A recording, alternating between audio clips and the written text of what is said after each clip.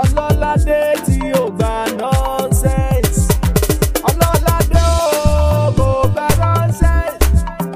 Ọlọ́ládé tí ó gba rubbish. Mátàdùn yó Ọlọ́ládé. Mátàdùn yó Ọlọ́ládé. Ọmọ bàbá olówó. Ọmọ bàbá olówó. Owó tẹ́bí ohun tí ní.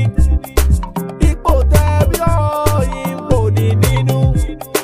Fìwà mẹ́wàá rẹ̀ o Ọlọ́ládé. Fìwà mọ́ ẹwà ṣògbọ́. Ẹwà tó wí o a máa ṣá o. Ìwà tó rí o lè ṣá o láéláé. Ìwà òdìbò níwà sílẹ̀ o.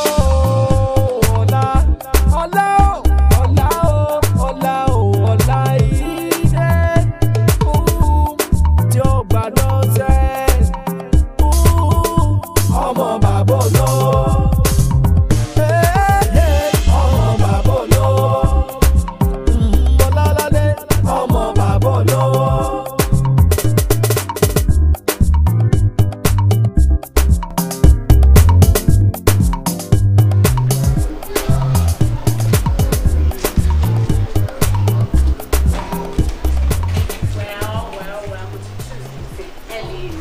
Lawson class. Sorry, that is there to do it for you. And that's why I love you.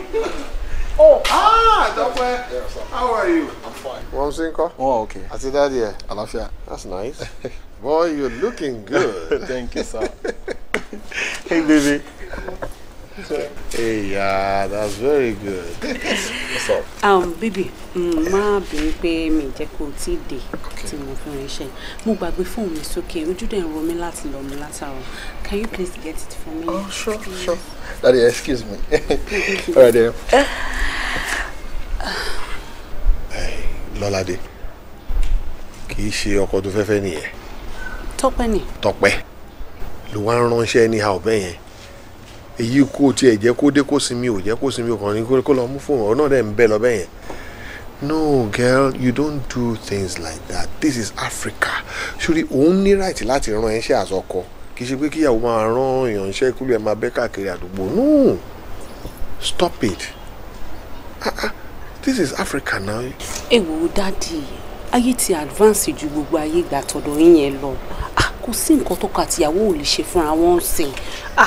Ayé ṣerú ẹ̀ kò ní mínì náà. Ṣùrí táyé bá tiẹ̀ advance ìwọ́n á ṣe pé kí ká máa tẹ ojú ilẹ̀ mọ́lẹ̀. Ọkọ ni ọkọ dẹ̀ ló lórí aya, okay?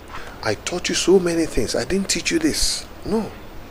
Africa lawayi, please. Stop it, eh? Okay. No, stop it. Hey, Dad. Hey.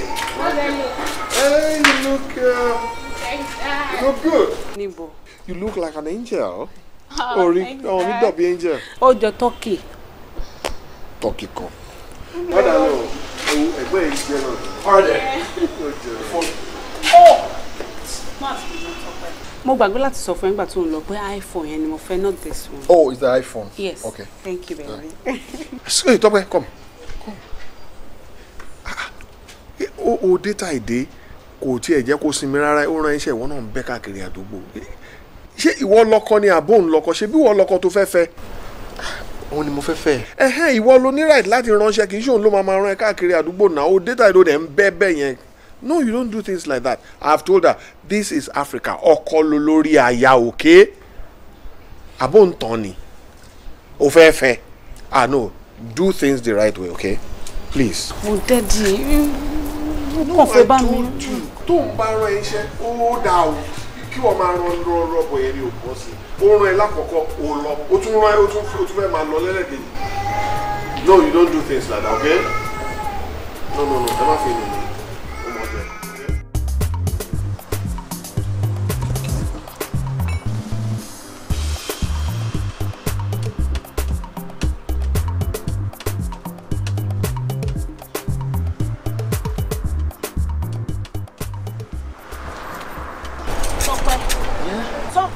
Mo dẹ̀ ń pè ẹ́ látàárọ̀ òde dá mi lóhùn. Jọ̀ọ́ mo fẹ́ kó sáré bá mi ra call card níbẹ̀. Mo fẹ́ sáré call èèyàn kan sí èèyàn kan send message sí mi. Mi dẹ̀ ní credit lórí phone mi jọ kàn sáré bá mi ra call card níbẹ̀ yẹn wá dé padà wá máa ṣe nǹkan tó ń ṣe lọ please. Kí n bẹ ra call card. Yes. Ó rí pé mò ń jack mọ́tò lọ́wọ́ mo fix tire ibi tí mo ti ń ṣe ẹ lọ́wọ́ olùfẹ́ mu minerals mo lọ rà á fún ẹ ó tún pè mí sí kí n lọ máa bẹ ra credit ṣó fẹ́ pa mí ni. But Tọ́pẹ́ kí ló dé tó máa ń nàgbé lórí gbogbo nǹkan kí ló dé tó máa ń ṣe gbogbo nǹkan bí ẹni pé big deal wà ń bẹ kí ló wà ń bẹ kò kàn sáré bá mi ra call card mẹ́ẹ̀ ló bẹ̀rẹ̀ sí ń sọ̀rọ̀ ló ń pariwo lé mi lórí ṣó lè tó yẹn ni. Èmi nag pẹ̀lú gbogbo nǹkan tí mò ń ṣe fún ẹ mélòó mo fẹ́ ṣe pọ̀ ká fix mọ́tò ká kúrò ń bí mo bẹ ra minerals tán ó tún kí n lọ mo bẹ ra credit wá ṣàánú mi náà tó bá tiẹ̀ ṣàánú èmi ṣàánú àwọn tó bí mi yẹn kọ́ ló bí èmi náà má pa mí. Ẹ̀bọ̀ tó pé kí ló ní tí wọ́n ń pariwo báyìí ṣó fẹ́ kí n máa rìn kiri lábẹ́ òrùn ni ṣó rí pé òrùn ti pọ̀ jù ni ó tẹ̀ kí n bí tí èèyàn. So èmi yẹn ni kémi bọ́ sínú òrùn kí n máa lọ sínú òrùn èmi yẹn ni mi ò lóbi mi ò láwọn tó bí mi rárá kí n máa lọ sínú òrùn. Anyway tó bá fẹ́ ra card lọ fúnra ẹ̀ mo ṣe fix eléyìí tán ni ok tó bá fi máa dé máa ti wà ní mọ́tò mo ti fix ẹ̀ tán kò jẹ́ ká máa lọ. so o mean pé o ní lọ bá mi ra credit yàbí Tọ́pẹ́ ṣé wọ́n kọ́ mo ń bá sọ̀rọ̀. àní màmá gbọ́ ọmọ yẹn kò gbà nọ́sẹ̀sì o ọlọ́ládé nìyẹn ọmọ dára ó dẹjọ́ ìwà ńkọ́ ọmọ dára ó dẹjọ́ ìwà ńkọ́ ìwà tẹ́bí yẹn ṣùgbọ́n náà bá wúre obìnrin bá dáná ìgbà náà òbí wọn wé respect is reciprocal. Mama gbèrò rẹ̀ ju bó ti mọ̀ lọ o. Ìbò tó wí, àgàdánwò dẹ̀ ni. Ohun tó máa jẹ màmá fi rún mú. Ohun tó máa jẹ màmá fi rún mú. Kí ni gbogbo rọ́bìṣì náà? Ẹ má bínú sí mi, má bínú dákun torí Ọlọ́run mi bẹ̀ ọ́. Ibo lẹ wà látẹ̀kọ́ tí mo ti ń tẹ hàn. Ò ní bínú ẹ̀yìn ìkúnlé mọ̀ wá bí mo ti gbọ́ tó ń tẹ hàn rẹ náà ni mò ń sáré bọ́ ọmọ pẹ́sẹ̀ mi ọ̀yá ńlẹ̀ kankan ni dákun má bínú má bínú. You are a very stupid man. Baba, you are a very very stupid man. Àti àárọ̀ tí mo ti ń tẹ hàn bẹ́ẹ̀ ẹ sọ wípé wà lẹ́kùnlé. Táyì yìí má ti bàjẹ́ ẹ̀dẹ̀ padà sí fílẹ̀jì yín. Ẹ ṣe mò ń tẹ hàn. Ṣé mo bí bẹ́ẹ̀ ṣe di last time yẹn? Tí mo tẹ hàn láti ta tẹ́ ẹ sọ wípé ẹ̀yin kírun lọ́wọ́ ẹ ṣé mi mo bá ti ń jẹ ni? Ṣé mi ni mo kọ́ bá yín ni? Tí ṣé bá ti sun yẹ̀dẹ̀ gba fílẹ̀jì yín lọ́nà. The next time tí irú kan báyìí bá ṣẹlẹ̀ máa lé kúrò nípa yìí. Ọ̀làdé, what is it now? Mo sọ fún ẹ kó máa control temper ẹ. What is your problem now? Kí ni bàbá ṣe fún ẹ tó bẹ́ẹ̀ tó lè ń pariwo? Àti inú ilé lọ́ọ̀ni mo ti ń gbáriwo tó ń pa. What is your problem? Daddy, ẹ má dá old drag lóhùn. Old drag? Yes. No, you don't call him names, please. He's an old rag. Ẹ̀gbọ́n Daddy, àwa kọ́ la kó bá mà nìyẹn. A ní láti máa tolerate wọn nulẹ̀. Ẹ jẹ́ kó padà síbi tó ti wá. Ẹ jẹ́ kó padà sí village wọn káwọn ọmọ wọn lọ máa tọ́jú wọn bẹ̀. Wọ́n ti dàgbà jù fún iṣẹ́ yìí, wọn ò lè máa ṣiṣẹ́ ẹ mọ́. Kí ni bàbá ṣe fún? Thank you, sir. Can you imagine? Láti bí 10 minutes ni mo ti wá ń ta bẹ́ẹ̀ tí mo dẹ̀ ń tẹ hàn tí mo ń tẹ hàn. Bàbá ní kíní kan wọn lọ ṣe kíní kan lẹ́ńkulè. Mo dẹ̀ máa ń ṣe ní gbogbo ìgbà nìyẹn. Tó bá lọ jẹ́ pé àwọn èèyàn kan ló ń lé mi bọ̀ láti ta ńkọ́. It's alright. But ẹ wo bàbá tó yọ lọ ẹjọ́ má bínú. Tí a bá wọlé ń sìn, máa mú wá. I will apologize. Ẹ wo honorable ẹ dákun ẹ bá ń bẹ̀ ni ó má bínú sí mi mi mo jẹ̀bi ẹ dákun ẹ bá ń bẹ̀. I told you control your temper. It's not good. Èmi kí n wá apologize. Of course you have to. Fún bàbá jàtijàti over my dead body. You're walking out on me. Ẹ bá ń bẹ̀ ni. Ẹ má bínú tó lọ lọ. Kò sí bá ṣe fẹ́ ṣe àwọn ọmọ yìí. èyí náà mọ̀ pé ọ̀gẹ̀dẹ̀ dúró ìyá bùṣán. lóòótọ́ lọmọ burúkú ìyá lù pa ẹ wò ó. ṣàbà ń forí jìn. ọ̀rọ̀ Lọ́ládé yé mi kódà ó yé mi ju bí tẹ́yìn gan ò lérò lọ àmọ́ ju gbogbo ẹ̀ lọ́nà àdúrà náà là máa bẹ̀ kọ́ lọ́n bá a kó sínú. inú ẹ bá mi kún fàdúrà kó sí ìtúnṣe yìnyín nínú ọ̀rọ̀ ọmọ yìí mọ̀ pé ojoojúmọ́ náà là ń bá wí nǹkan ti yà tó fẹ́ yà ni ẹ jọ torí ọlọ gbogbo ibi tó bá ṣe àgbàṣẹ yín ẹ ṣàbà mi dáríjì ẹ tó bá jẹ́ iná lẹ́bí ńkọ́ ẹ ṣáàní. bẹ́ẹ̀ni Ọlọ́run wà wọlá nu oṣù Ramadan táwa yìí yóò wọlá kún fàyà kún yóò bá yí padà sí dáadáa. ṣe máa make sure pé mo mú wa àwa bẹ́ẹ̀. ẹ ṣe kò sí wàhálà ẹ ṣeun.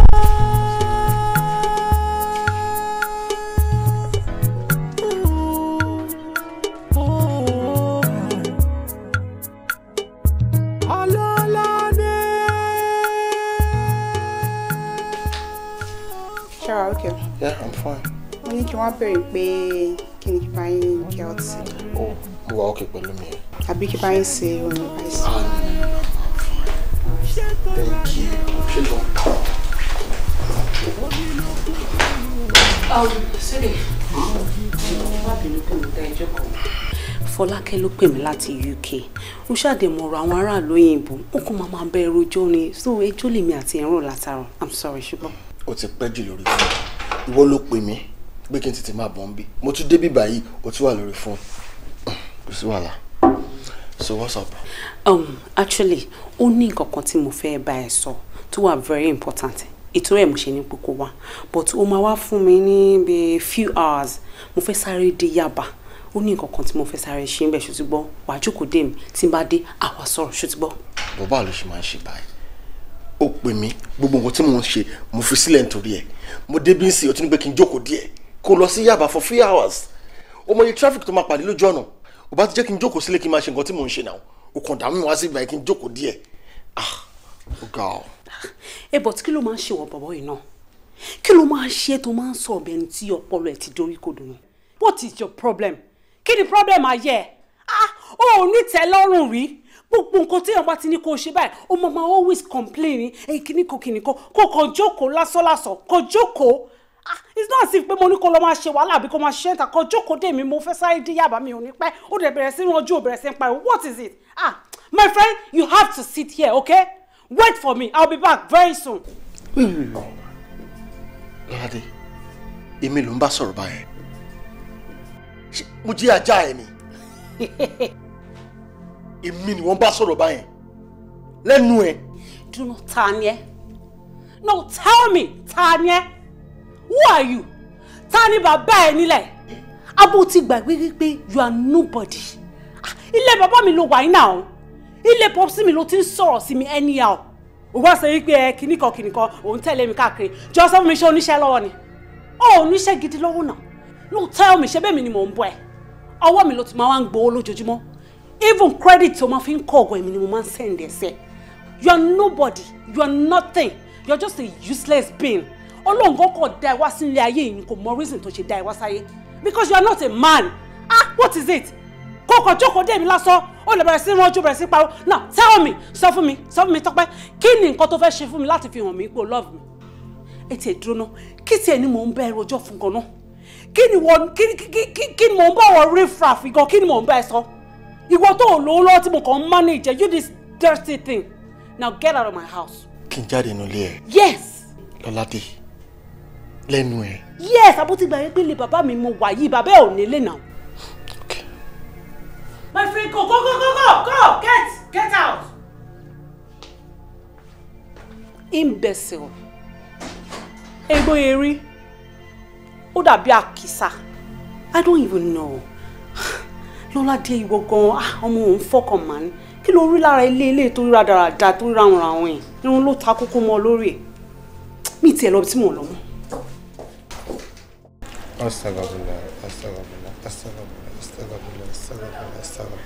Astagfirullah.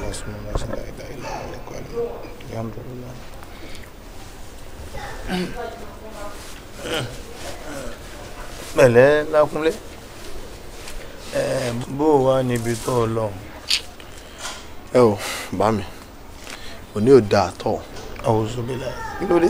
bákan náà lọmọ sórí orin no vacancy no vacancy no vacancy náà àwọn obìnrin tó tún wá ní pé vacancy wà tá a bá débẹ̀ ń ṣe náà sọ pé yẹn kìnìún kan you are qualified ṣùgbọ́n a máa ní láti ní 10 years experience ẹ jọ 10 years experience tí wọ́n ti fún mi ṣe rí ibi mo ti fẹ́ rí. o ló ti fẹ́ rí. ẹ wo ìlú yìí ti dàrú ó ti bàjẹ́ tán.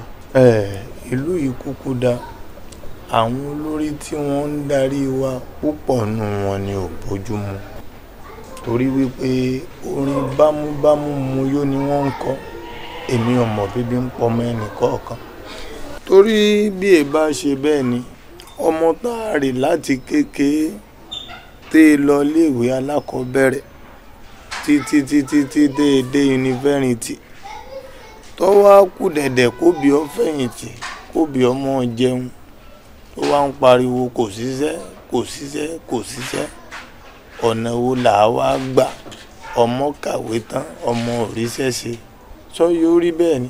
kí n má tàn ẹ́ jẹ ọ̀rọ̀ olú ìtúsùn mi. ọlọ́run kó wa yọ o. tí gbogbo bá kọ́ńtínú bó ṣe ń lọ yìí ọ̀nà owó gan-an lè ò ṣe ní jalè. o lè. yes. àwòsù bẹ́ẹ̀ ọ̀ mo ti gbọ́. lágúnlé má dán o lè lọ́bọ̀ ọmọ jẹ́ o. èèyàn ó túnbọ̀ kún fàdúrà dáadáa nítorí pé ń tọ́ da àdúrà ní ń fẹ́ eléyìí tó sì kù díẹ̀ káàtó náà àdúrà ni wọ́n mọ̀ pé lọ́lá ọlọ́run lọ́lá ànábì wa Muhammad sallallahu alaihi wasallam ó ríṣẹ́ èmi náà dákẹ́ àdúrà máa wọnú ilé lọ kódà wọ́n tún yan náfìlà lórí ọ̀rọ̀ ẹ̀ báyìí. dáná ọlọ́run àgbà. ó lè kẹ́ kò sí ń tọ́jọ́ ó lè jáde ẹ̀rọ mi ò jáde.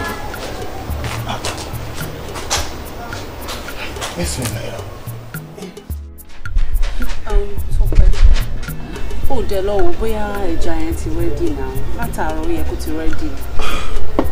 lọ́ládé mo ti lọ bá bọ̀bọ̀ yẹn bọ̀bọ̀ yẹn ni pé tẹ́jà yẹn bá ṣe ń ṣe tán òun máa gbé wá fún un so jẹ́ ká ní sùúrù. Tọ́pẹ́ please now how many minutes ló fẹ́ fi lọ síbẹ̀ yẹn kò kàn sáré lọ síbẹ̀ yẹn kò kàn bí ẹja yẹn ti rẹ́dì wá dé padà wá jókòó now please. Okay.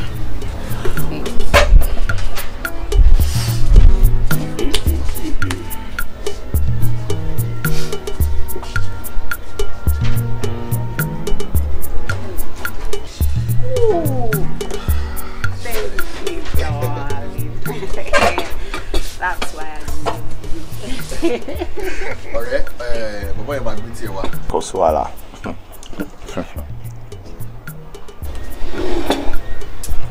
Oh baby, I'm sorry. Ìgbà tó ń lọ lẹ́ẹ̀kan yẹn, mo ti gbàgbé kí n sọ fún ẹ kó bá mi sọ fún bọ̀bọ̀ yẹn pé mo fẹ́ jẹ kidney.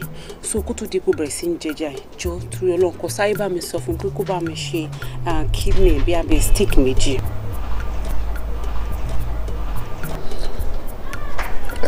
Lọ́ládé, ṣé ìwọ fẹ́ máa ṣe anything rárá ni? Adébíbáyìí oníkà order fún ẹja, mo order fún ẹja, ó tún ló fẹ́ jẹ kidney.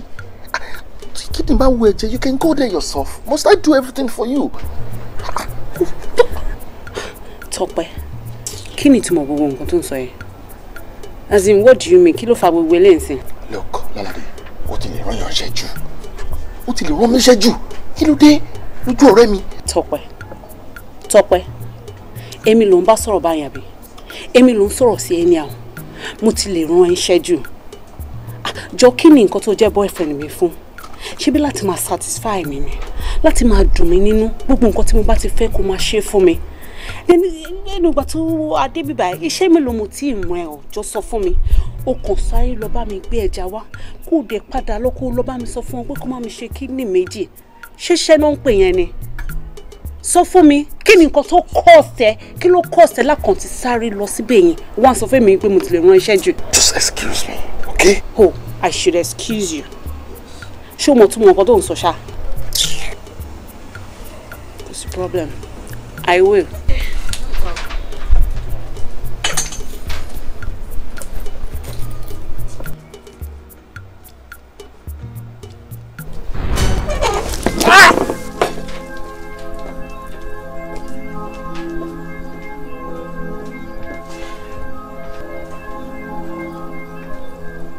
Ọ̀rẹ́,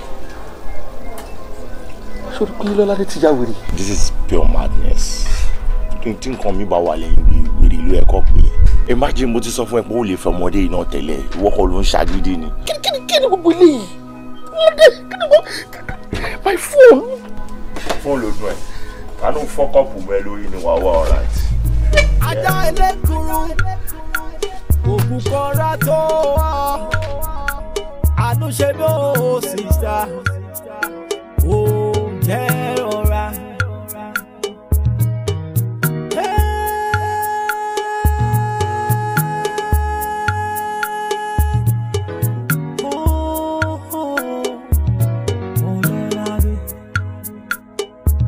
Ṣáàmọ̀ òye ní tiẹ̀ Ọlọ́run mà lóye ìrìn àjò ní kùlùkù mẹ́lẹ́wọ́ orí dẹ̀ ló mọ̀ ìfẹ́ ọ̀rọ̀ ìfẹ́ o bí àdánwò. Hey boy jọ. Mo ń béèrè boy kan ládùúgbò yìí Tọ́pẹ́ lórúkọ ẹ̀ ó dúdú ó ní irùngbọ̀n tó pọ̀ báyìí. I don't know if you know him. Níbo ni o ti wá ná? No, dá mi lóhùn ta ni ẹ́ tó kọ̀ wá ń sì tó rẹ̀ ń béèrè Tọ́pẹ́ kan lọ́wọ́ mi ọ̀ Tọ́pẹ́ ọ̀ nobody. Kí ló ṣe ẹ́ ná? Dá mi lóhùn. Ṣé ìrírí tó rí mi sí mo jọ ọmọ inú mi lójú ẹ? Ó máa bàjẹ́ gan ṣá. Ó ò lẹ́gbọ̀n lé ni. Can you imagine? Ẹ wo bí riffraff ṣe ń bá mi sọ̀rọ̀. Ṣé o ní home training ni? Mo kàn béèrè nǹkan kékeré lọ́wọ́ ẹ̀ o dẹ̀ ti sáré sọ̀rọ̀ burúkú tó tó yìí sí mi. Are you insane? Èmi ni riffraff. Yes. Look bó ṣe wà nísìn èmi ni mo sanwó lé mi bó ṣe wọ̀ ló ń sanwó lé mi ó kọ́ lè pè mí anyhow kó máa bá mi sọ̀rọ̀ anyhow now kí ni problem ẹ̀ náà tẹ bá tẹ̀ ti lọ wà anywhere tẹ́kọ̀ wà kan ẹ̀ kọ́ máa believe pé èèyàn kò ń ṣèyàn kí ni problem yín náà. Ó bàjẹ́ ó lẹ́kọ̀ọ́ tó bá ti délé kó lọ sọ fáwọn parents yẹn pé wọn ò kọ́ ẹ dáadáa you are a very stupid boy idiot get out of my sight. Ọ̀gbẹ́ni má jẹ́ ń tún ẹ bó ṣe wà ẹ má jẹ́ ń tún ẹ wèrè ló jọ. Èmi jọ wèrè. Kó tó ṣe rún pàjẹ́ bí wọn folo. Bó ṣe rí gan nìyẹn. Èmi ni mo ṣorí bí orí folo àbí kí ló ti sọ́ọ̀sì. Mi lè blame ẹ̀. Ìgbà tó jẹ́ pé ghetto ni gbogbo yín gbé dàgbà. Ẹ ṣe ni máa behave bí ras boys. God, ibo ni mo fẹ́ wá bọ̀ boys síbẹ̀ tó. Mi kò tí ì lè imagine káwọn èèyàn máa gbé inú àdúgbò tó ń kó baby. Tọ́pẹ́. Mo ti dààmú bíbá ẹ mo ti ń wá ẹ kiri látàárọ̀ mo ti ń pè látijọ́ ìwò gbé kọ́ mi kí ló ṣẹlẹ̀ náà ṣé fẹ́ yà mí wèrè ni do you know what mo mọ̀ pé mo ti ṣẹ̀ dáadáa I'm so sorry Ọlọ́run I've really missed you Ọlọ́run mi ìwà ọkẹ́ mi get ara mi mo kàn ní láti rí ẹ. Kí ló ṣe ẹ́ tó ń rojọ́ ṣé o gbé rédíò mi ni okay by the way kí ló tó ń pè fún mi. Mo ti sọ fún ẹ it's over between us má pè fún mi mọ́ kí ló ń ṣe ń ghetto oh fine I'm from the ghetto but kí ló ń ṣe ń bẹ̀ what are you doing here. Tọ́pẹ́ ṣé o mọ nǹkan tó ń sọ ṣá. Lady tí máa ń sọ̀rọ̀ ẹ̀ fún yín nìyẹn ọmọ tó wà sọ́ọ̀sì tó bàjẹ́ tẹnutẹnu ló fi bàjẹ́ mi mọ bí tí mo ti kó. ṣé pé lady oníbàjẹ́ yẹn ni. ó ní. mo bíbí má dá lóhùn jàre má yẹ kó ba múùdù wa jẹ́.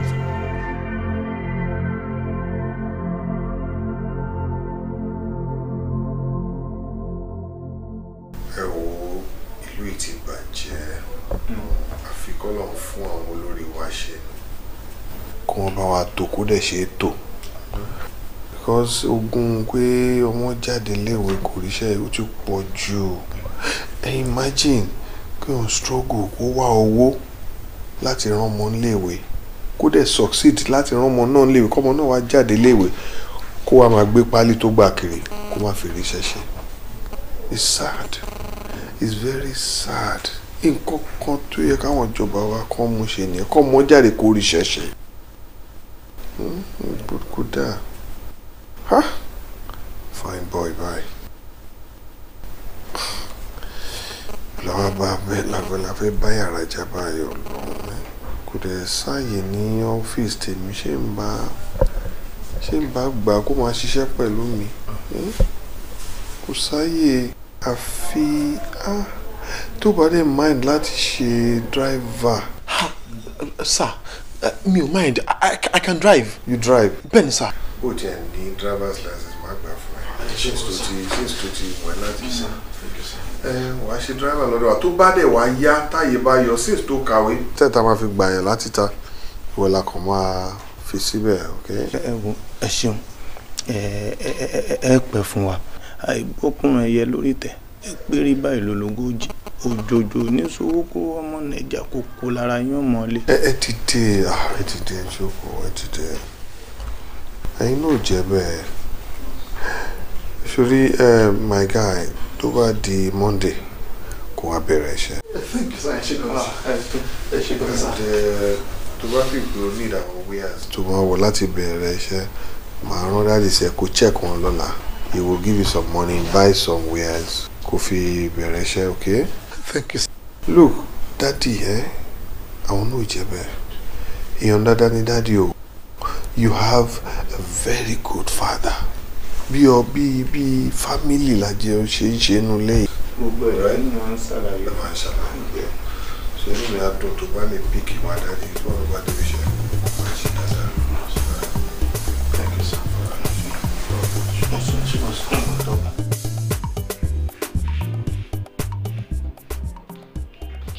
Our pleasure, okay. Báwo ni? Oh wow. Talolade down now, ọjọ́ ti lọ.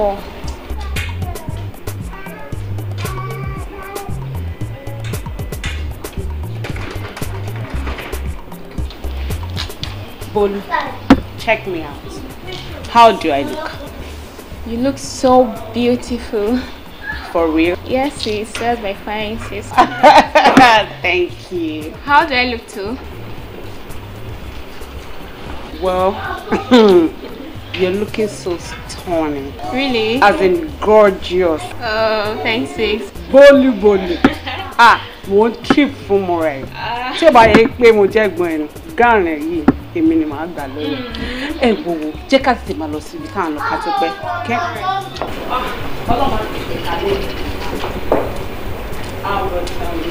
You are going to drive. Oh, no, sister me. Sister me, ó ti yọ lẹ́jù. You are driving.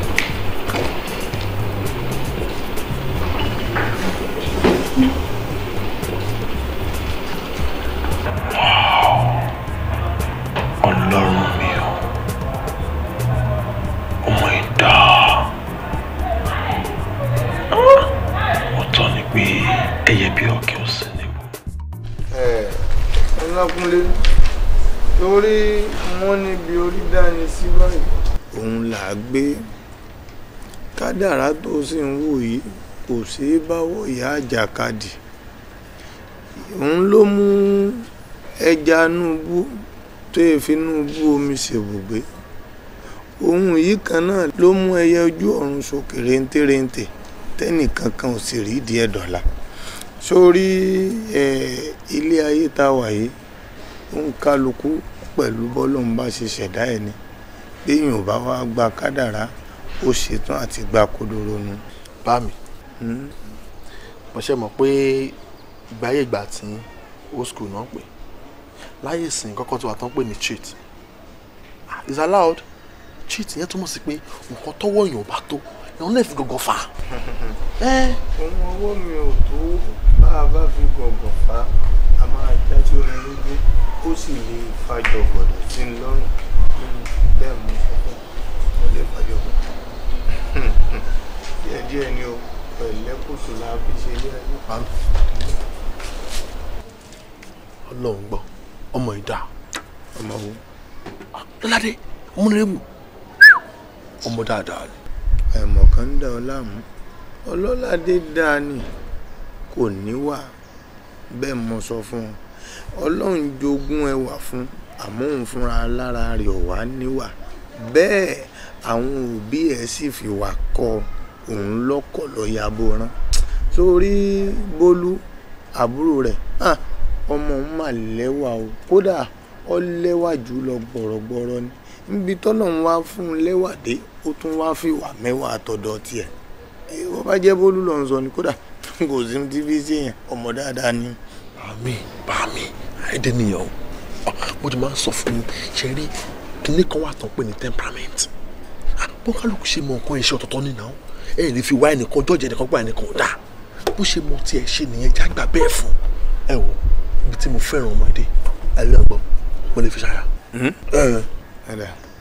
ọ̀rọ̀ ẹ yé mi dáadáa àmọ́ ìwọ rántí òwe àgbà tó ní olówó a máa sọ̀rí olówó olòṣì a máa sọ̀rí olòṣì kìí ṣe torí nǹkan kan bí ó ṣe torí kó ń kálukú lè mọ ṣàwáwò ẹ̀ka dó sẹ́gbẹ́ jẹ́gẹ́dẹ́ ara wa ni dákun má jẹ́ àgbésàrà wa kọjá mọ́ṣáláṣí àbí torí ẹ̀ ló ṣe ń pa gbogbo àṣàmọ̀ tó ń pa látàárọ̀ ó ti jẹ́ àfọwọ́ wa síbi tọ́wọ́ gbé yà fi síbẹ̀.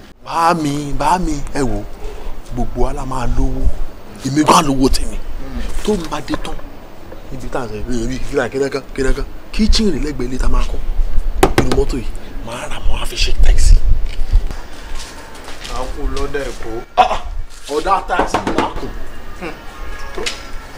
ọlọ́run wa wọlá àníyàn yóò wọlá àsáàbà mọ́rúwà yóò wọlá mẹ́kà mẹ́dínà yóò wọlá àwọn àfáà wa ń lọ yóò wọlá àwọn àfáà wa ń sẹ́yìn yóò wọlá àwọn tí wọ́n ń ké kú túbà lọ́wọ́ tá a wà yìí yóò wá gbàgbà ẹ̀ bísímìlà iná àtàyà bísímìlà ìrànwọ́.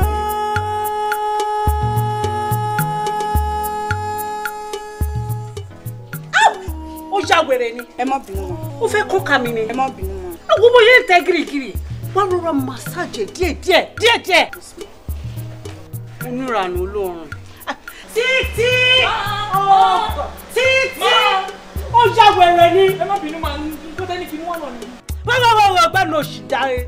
abẹ́rẹ́ ìbò rí ó rádaràdà ó dàbí Rando Avenue. gbọ́dọ̀ pé ọkọ̀ tó bí òṣì ni wàá kọ́ máa jẹun bí wèrè ni o ò lè move ara ẹ o ò lè gbéra ẹ látàárọ̀ tó ti lọ.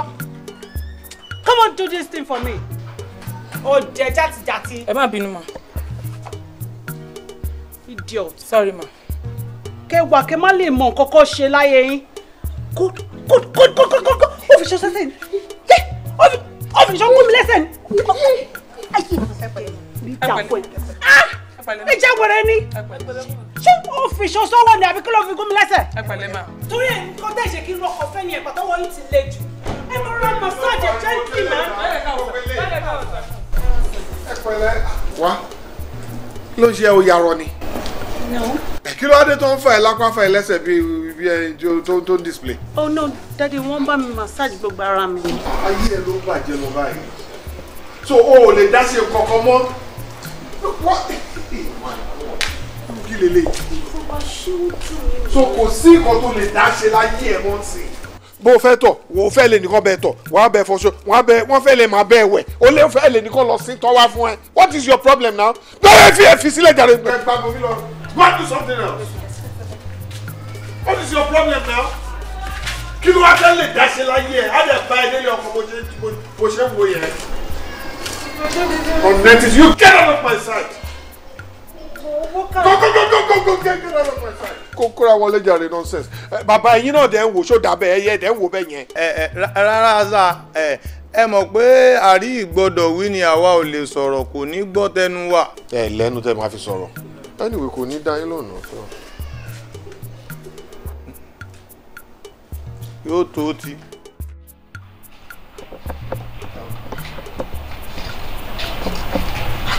Kúnlé kí ni nǹkan tó ṣẹlẹ̀ tó fi pè mí wá síbí báyìí. mi ò sọ fún yín pé mo fẹ́ jáde o. Yes, I'm sorry to disturb you, ṣeré ọ̀rọ̀ tí mo fẹ́ sọ yìí mo ti fẹ́ sọ tẹ́lẹ̀ tipẹ́ mo kàn fẹ́ rí ẹ fún kékeré kan ni. o fẹ́ bá mi sọ. kí ni nǹkan náà. ó ṣe gan. You see ṣeré mo ti délé náà sìn àti màá lọ bí ọjọ́ mélòó kan wá ti observe kan nípa ẹ̀ mo rí pé ó láwọn ìwà kan tí tó jẹ́ pé tọkùnrin bá rí a fi nífẹ̀ẹ́ sí a fi fẹ́ràn ẹ̀ sí and o lè ti gbọ́ eléyìí tẹ́lẹ̀ o lè ti gbọ́ rí o lè ti sọ létí ẹ̀ rí you're beautiful as in tọkùnrin bá rí ẹ afẹ́tàn ìwọlé mi. Excuse me please, can you go straight to the point? As in, kí ni gbogbo ẹjọ́, kí ni gbogbo àròyé, kí ni nǹkan tó dá lé lórí? What do you want from me? Kí ló ṣẹlẹ̀? Yes. To go straight to the point.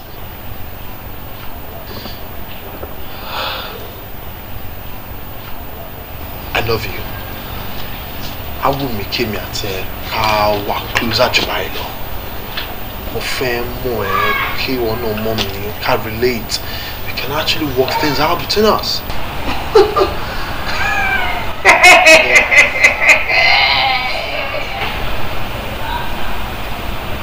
Joe, what have been paying me with that? Oh, as in, fair me or something like that. Good, exactly. As in, for real, and like seriously, I'm madly in love with you. Seriously. And like for real and seriously, you are mad. You are insane. Oti yawere finally. Ajama well. It's looking like small boys of nowadays. They should budget by. Oh my budget, oh my God, see go. Hey. Ti e ki mu ẹni tó yẹ kẹ́ bá sọ̀rọ̀ àtẹni tó yẹ kẹ́ bá sọ̀rọ̀. Ìwọ. Ṣé torí pé wọ́n ti ń pè ẹ́ ní graduate kan yẹn ló wá ń fún ẹ ní gut láti máa wá bá ẹ̀mí sọ rubbish. Ó wá lanu òṣì jáde ó ń sọ yí pé kìnnìkan níyẹn wọ. Jọ sọ fún mi ṣé ní ayé tí wọ́n wà láyé tó wà jọ ṣé o ní ẹ̀tọ́ láti fẹ́ obìnrin kankan láyé. No, tell me ṣé o ní right láti kọ ẹnu sí obìnrin tó fẹ́ fẹ́. Ìwọ rẹ̀ ò dá gbogbo irun ló kún mọ́ ẹ lágbárí ò rówó fi shave. Àti wọ́ àti bàbá ẹ̀ ṣe bọ́mọ ọ̀dọ̀ lẹ́ ń ṣe mí báyìí. Yeah! Ò ń ṣiṣẹ́ lábẹ́ mi, ò wá ń bá mi sọ ipò fẹ́fẹ́ mi. Jọ́ sọ fún mi kí ni nǹkan tó fẹ́ fi tọ́ mi. Lọ́ládé, you see, nǹkan tó pàtàkì ni pé I love you. Kò ní dà fún ọ̀gbẹ́, ó jáwèrè ni. Can you imagine this? Ó ń bá mi sọ̀rọ̀ òṣì nínú ilé bàbá mi. Èmi, ó fẹ́ fẹ́ èmi ọmọ bàbá olówó. Mo gbé mo dáràn. Ó dá sí wàhálà. Ṣì máa bá orí ẹ̀ dúpẹ́. Ṣì máa dúpẹ́ lọ́wọ́ orí ẹ̀ ipò bá mi ní good mood. Because tó wá jẹ́ pé ìgbà tí orí mi wà upside down. Nǹkan tí màá ṣe fún ẹ lọ́sàn yìí. God will have pity. Now get out of my sight. Jáde kúrò mi báyìí. O ṣe fún ìgbà tí. Thanks for that. Okay. Àbẹ́ ìwé rí. Ó dàbí gay. Eléyìí ìwọ yìí èmi máa fẹ́ wọ̀ yìí ló máa lọ máa lẹ̀ dí mọ́dádì mi nulẹ̀. Èmi láyé mi irú èmi sórí dọ̀tí olóòrùn yìí ìwọ kan dáadáa tó dàbí àkísà ẹ̀ kò sí wàhálà má ọ̀rì àti wọ́n àti bàbá ẹ̀ èmi ní ṣe máa bọ́ńdọ̀ ẹ̀ méjèèjì máa lọ sọ yìí sókù lórí. Ma, àti ẹ kó dé. Ó ṣe jẹ́. Àbí kí n bá ní. Oh, no. Màá mú para. Ọ̀rẹ́ dàbí. Ó ga jù. Madam Folake, all the way from UK. Hey! Stop ẹ̀ àkókò tí change pẹ̀lú gbogbo àwọn eré ipá tó máa ń ṣe yìí. Ojú èrè, ìwọ rẹ̀, kò lọ, inú mi kàn ń lò ní mo ṣe lò mọ́ mi. Folake mi látọ̀dún ìdó ti lọ. On a more serious note, Naija ti really change gan. I'm telling you. The roads everywhere is so clean. Ìgbà tẹ́ ẹ̀ ní wálé báwo lẹ ṣe fẹ́ mọ̀ ìpè ìlú yín ti dá yàtọ̀ sí ti tẹ́lẹ̀ ìlú wa náà ti yàtọ̀ kí gbogbo nǹkẹ́ máa bọ̀ wá ní báyìí o ṣe ti gbọ́. Ó tó bẹ́ẹ̀. Kí lẹ bá mi mú bọ̀ mi ò gba pieces o. O ò lè change èmi gan ti múra ẹ wá má wọrí. Ó jẹ́ ẹ̀yìn choices. Miss Turkey jọ̀ọ́ ṣó lè excuse èmi àti ọ̀rẹ́ mi a fẹ́ sọ̀rọ̀. Kò lè lọ sọ fún àwọn méjì rádaràda yìí pé wọ́n ṣe kíá wọ́n ṣe ṣe kíá. O ò tí ì change rádaràda gbogbo àwọn ọ̀rọ̀ ẹ yẹn. Mo ṣùgbọ́n on a serious note ìwọ gan bad. Seriously. Mo kàn ní pé òwò tí mi máa ṣe délé báyìí ní ìyá irọ́ ọlọ́pàá mú mi sí. Ọlọ́run ọ̀rẹ́ mi láti ìgbà tó ti dé báyìí ṣé lára mi ń gbọ̀n. Mi ì lè wait láti ṣe. You have so much to catch up. Jíìsì ti yapa. Bọ́ọ̀lù. wá ọ̀bẹ á fà nípa bòbò Dẹ̀yìndé tó máa ń sọ̀rọ̀ ẹ̀ fún mi nígbà yẹn. Dẹ̀yìndé kẹ̀ abọ́ ẹni tó ti tọ̀ sábọ̀ irọ́ ni lórí burúkú gidi grade 1 ní bọ̀bọ̀ yẹn o lè bílíìfù pé ó fi aṣọ kọ́ sí gbogbo ọ̀dọ̀ àwọn obìnrin báyìí ni àtọ̀rọ̀bọ̀ àti ilẹ̀pa àti pupa àti dúdú kúkúrú gíga lórí burúkú gidi bọ̀bọ̀ yẹn àfi bí àfiṣe. orí mi ilé náà sọ mo ń sọ yìí pé bọ̀bọ̀ yìí tó ń gbé gẹ́gẹ́gẹ́gẹ́ bí ọmọ tuntun yìí ọmọ olè lè làwọn ọkùnrin wọn ò ṣe máa gbé jò ṣó ti rí àwọn tó ń bá believe àwọn fine yẹn tó ń bá ń believe àwọn ní red lips àwọn sexy àwọn ṣèkìní kan àwọn cute yẹn. ọ̀rọ̀ àdàmú àfikún ọlọ́run kò mí yọ tí ò jẹ́ kí n tẹ̀ ti wẹ̀ sí lọ́wọ́ wà bẹ́ẹ̀ tẹ́.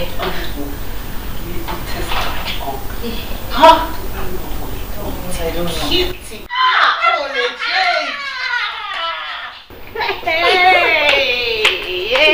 Ó serious o. Ọ̀rẹ́ mi, iṣẹ́ ló dàbí tó máa ní. Mo ṣe ìdúró sí. Ó lè dúró tì mí náà rẹ́. Ó ṣe tani ta owó ìkíùtù nìkan. Yóò jó kí ni o? Dùn ṣé o tẹ̀ wá dá nǹkan kan wọ̀ ilé cute? Àbó òun ò tó ń pè ní kéèyàn cute eléyìí. Dráìvà wà lélẹ́yìí ọmọ ṣe wá ń bíbà tó kàn ṣe ń bíbà. Àfọwọ́lẹ̀ ó cute ó lípsẹ̀ lásán gbàmúgbé rẹ̀.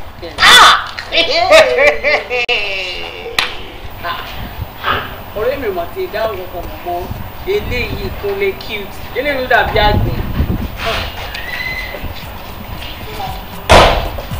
Tí ọkọ ọmọ òwò yìí tí ọkọ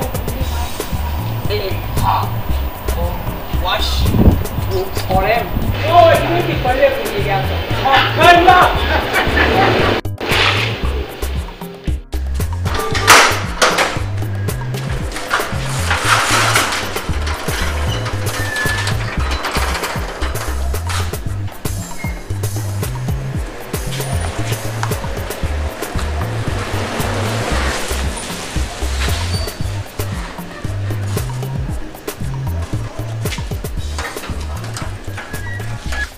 Ẹ káàbọ̀, ẹ kú àtàárọ̀, ẹ káàbọ̀, ẹ pẹ̀lẹ́, ẹ ǹlẹ́,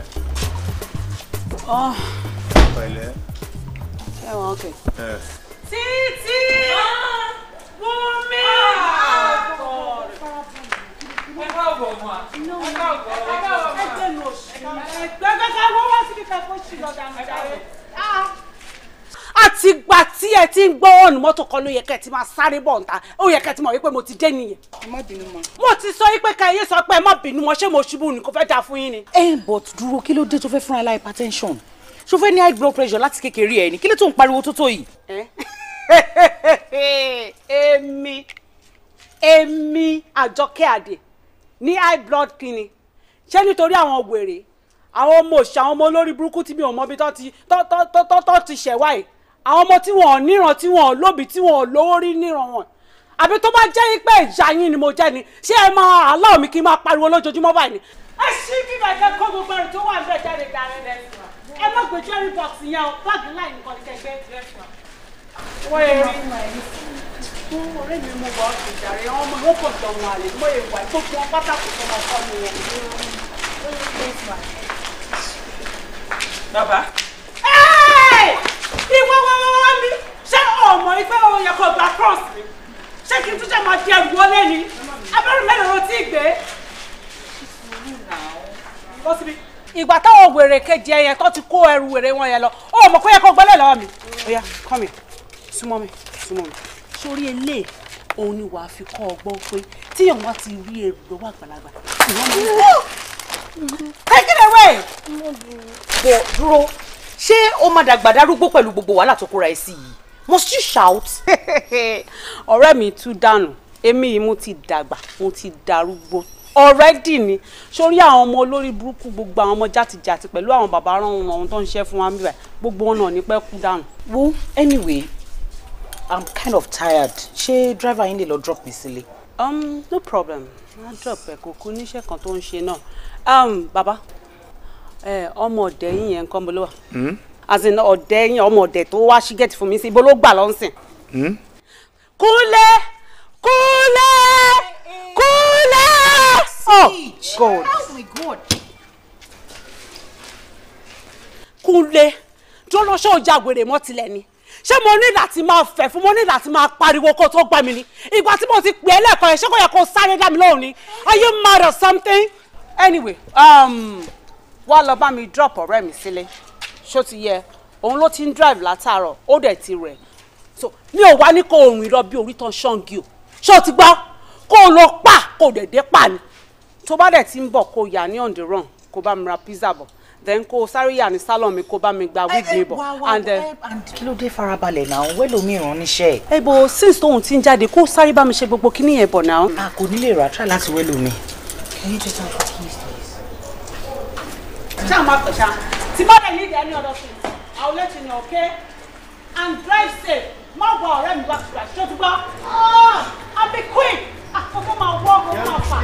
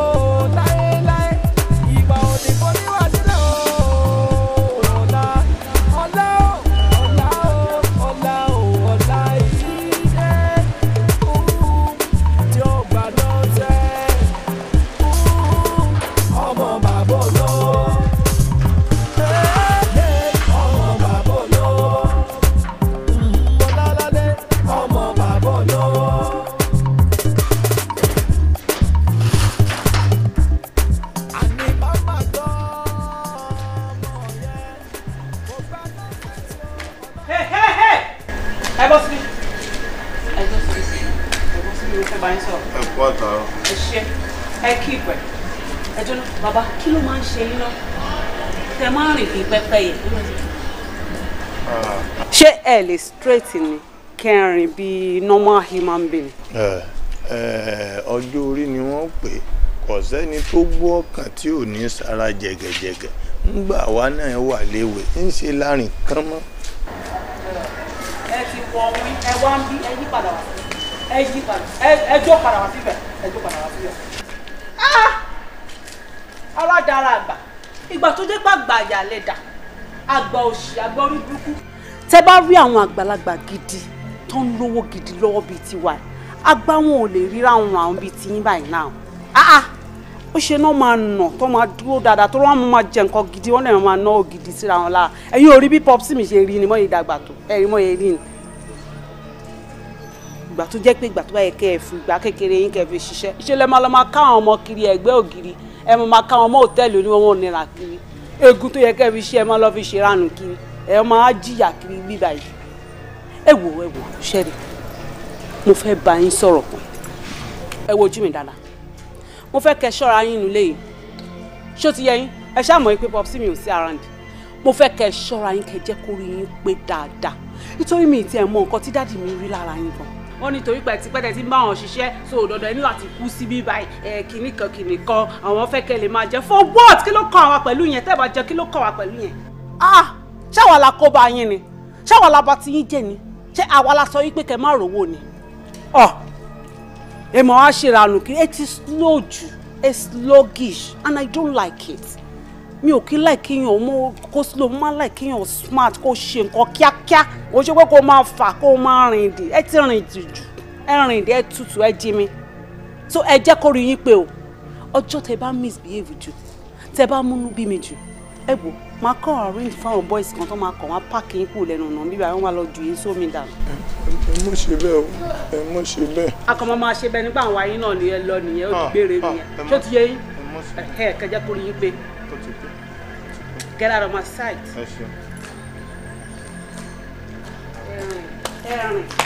Ẹnà.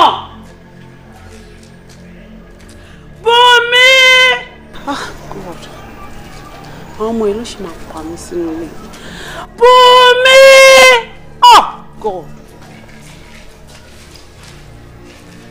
Wo ọjẹ́ wá ìnulẹ̀ wá kọ́ wá nu gbogbo omi ara ẹ̀ tó dà lẹ́ ń bí ó ń fẹ́ fún gbòò.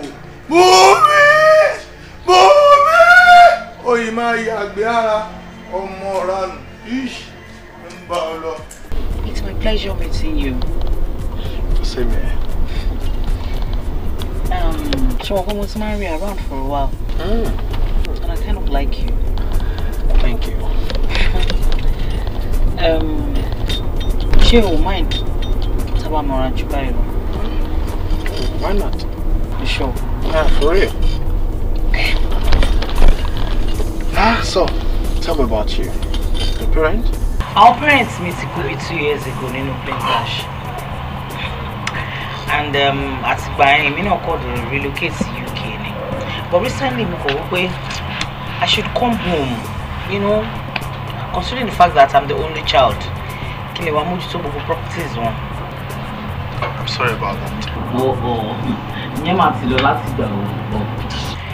Anyway, now at least it's my own me.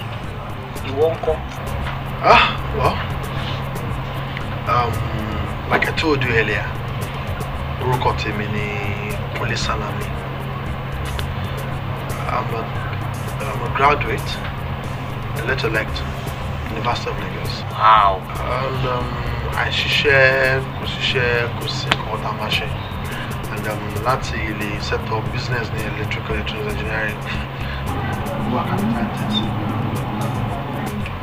kò sí much nípa mi. My grown up was just like a normal child. Because I'll be missing the and mom see me till late. And popsy me that old man to one day one lady.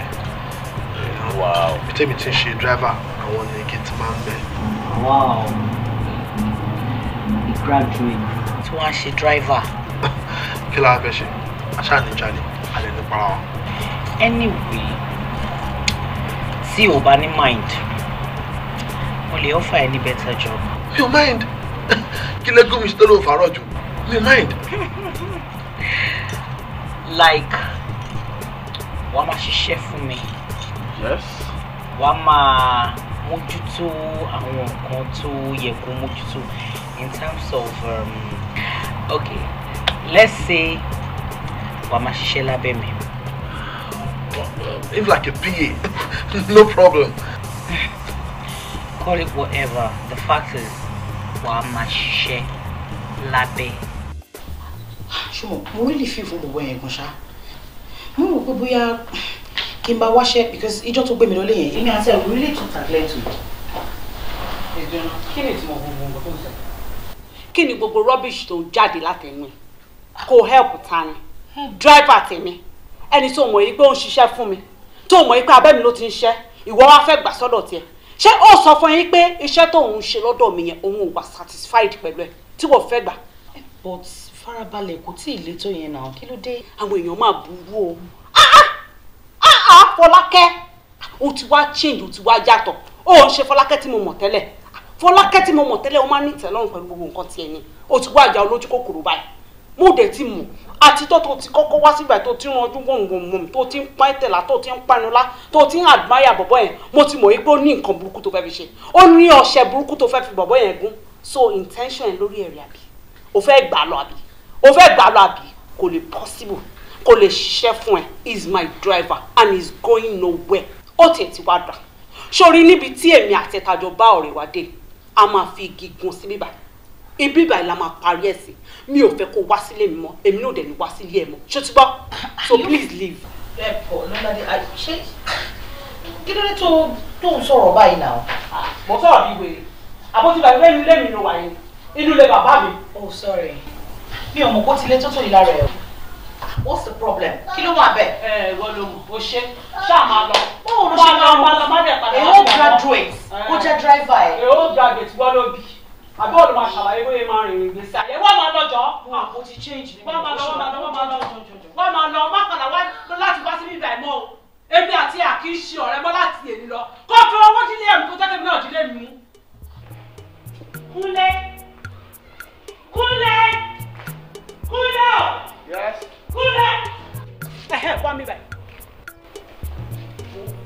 sórí mo fẹ́ kó tẹ́tí ẹ̀ dáadáa kó tẹ́tí inú ẹ̀ dáadáa kó gbọ́ nǹkan tí mo fẹ́ sọ yìí ṣé o ti gbọ́ kó jẹ́ kó rí ẹ̀ pé sórí láti èní lọ mi ò fẹ́ rí ìwà àti Fọlákẹ́ ọ̀rẹ́ mi kan Fọlákẹ́ ex-friend mi ò fẹ́ rí ẹ̀yin méjèèjì pọ̀ kó gbọ́ dáadáa mo ẹ sọ fún yìí o tó bá kò tí ẹ lè wá síbí báyìí mọ́ ni ṣó ti yẹ kó lè wá síbí báyìí mọ́ mi ò fẹ́ kẹ́jọ sọ̀rọ̀ pọ̀ mi ì fẹ́ kẹ́jọ jẹun pọ̀ mi ò fẹ́ kẹ́jọ ṣe anything papọ̀ tó bá ń jáde lọ tó bá pàdé ẹ lọ́nà mákì tó bá kí ẹ ò gbọ́dọ̀ dá ló ò gbọ́dọ̀ bá sọ̀rọ̀ ṣó ti gbọ́ ò dẹ̀ tún gbọ́dọ̀ jáde nínú ilé without my consent ṣó yẹ mo ẹ sọ fẹ́ o gbọ́dọ̀ jáde lọ sí anywhere gbogbo ibi tó bá fẹ́ lọ báyìí o gbọ́dọ̀ sọ fún mi mo gbọ́dọ̀ mọ movement ẹ mo gbọ́dọ̀ mọ ibi tó bá ń lọ tí o bá ti tẹ́ mi lọ́rùn o gbọ́dọ̀ jáde ṣó ti yẹ nǹkan tí mo bá ti fẹ́ o lọ gbọ́dọ̀ bá mi fẹ́ o tó o bá fẹ́ kí wà àti bàbá ẹ kú ṣẹ bàbá ẹ lọ́rùn yẹn tó o bá fẹ́ kí gbá ìdánù kúrò nínú ilé o gbọ́dọ̀ gbọ́rọ̀ sí mi lẹ́nu mi ò gbọ́dọ̀ oríwọ̀ tí Fọlákẹ́ pọ̀ mọ́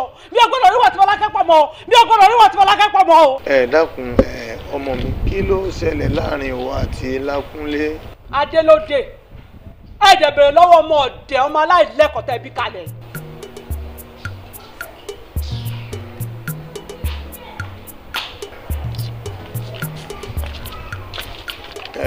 Lákúnlé èmi ló ṣẹlẹ̀ láàrin ìwọ àti ọmọ Honorable.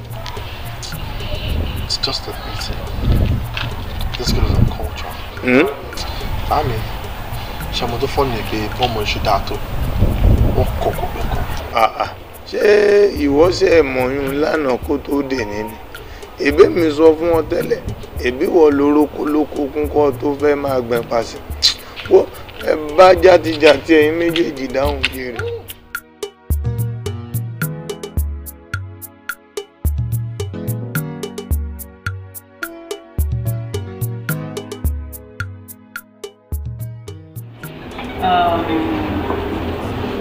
Ẹ káàárọ̀. Reason tí mo ṣe pè yín kò ń ṣe nǹkan tó jẹ́ bàbàrà. Mo fẹ́ introduce the new general manager sí Mr. Kunle. These are my staffs. Though wọ́n pọ̀ jù báyìí lọ. As time goes on, our meet àwọn tó kù. Let's start the introduction from you. My name is Ifeoluwa Daudi, the PR of the company. Welcome, sir. That's my say. I'm Adejoke Adebayo, the chief accountant. You're welcome, sir. Sorry, are you related to Adebayo Tijani? No, sir. Oh, really? Right. My name is Oluwasemilore Williams, Food and Beverage Department. You're welcome, sir. Oh, nice one. My name is Desmond Are. I'm the Human Resources Manager of this company. Wow. My name is Indris, the chef of this company. Sir, I can't see you. Look at me, Prince SB, the accountant. My name is Oseni Adewale, the laundryman. My name is Ifesan Adedotu, cashier of the company. I'm happy to see you, sir. Orúkọ mi ni Kenny Focus, the barman. My name is Omolola Bamishe, the receptionist.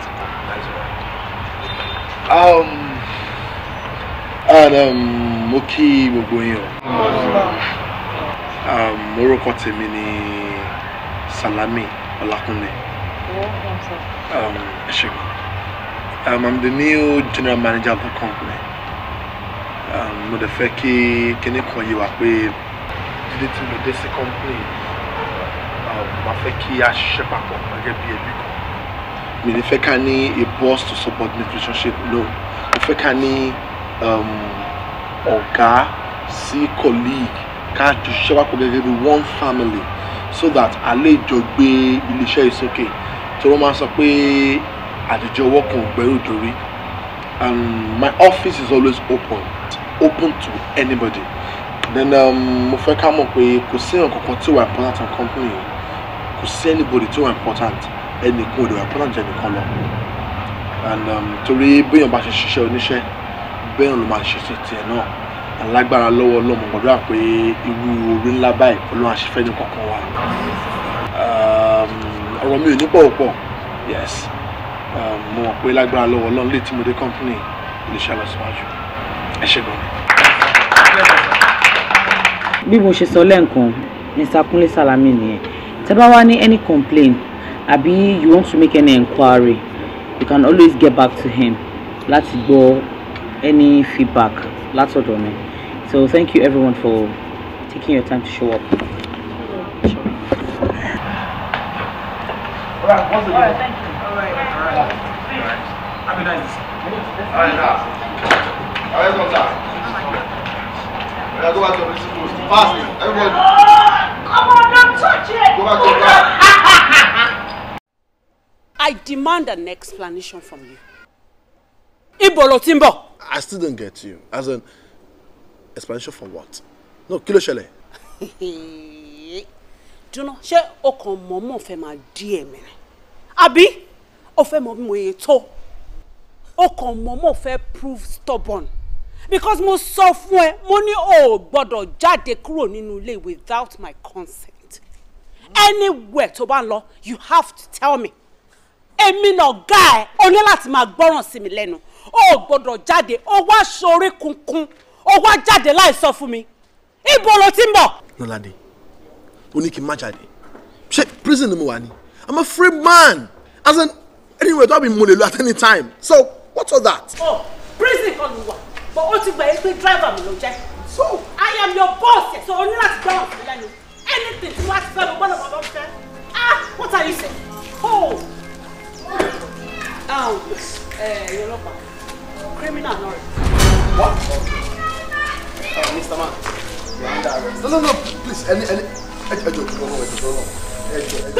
But, Lọ́ládé. Ayé ifẹ̀ bàjẹ́. Lọ́ládé. Ẹ ṣe eré ni. What?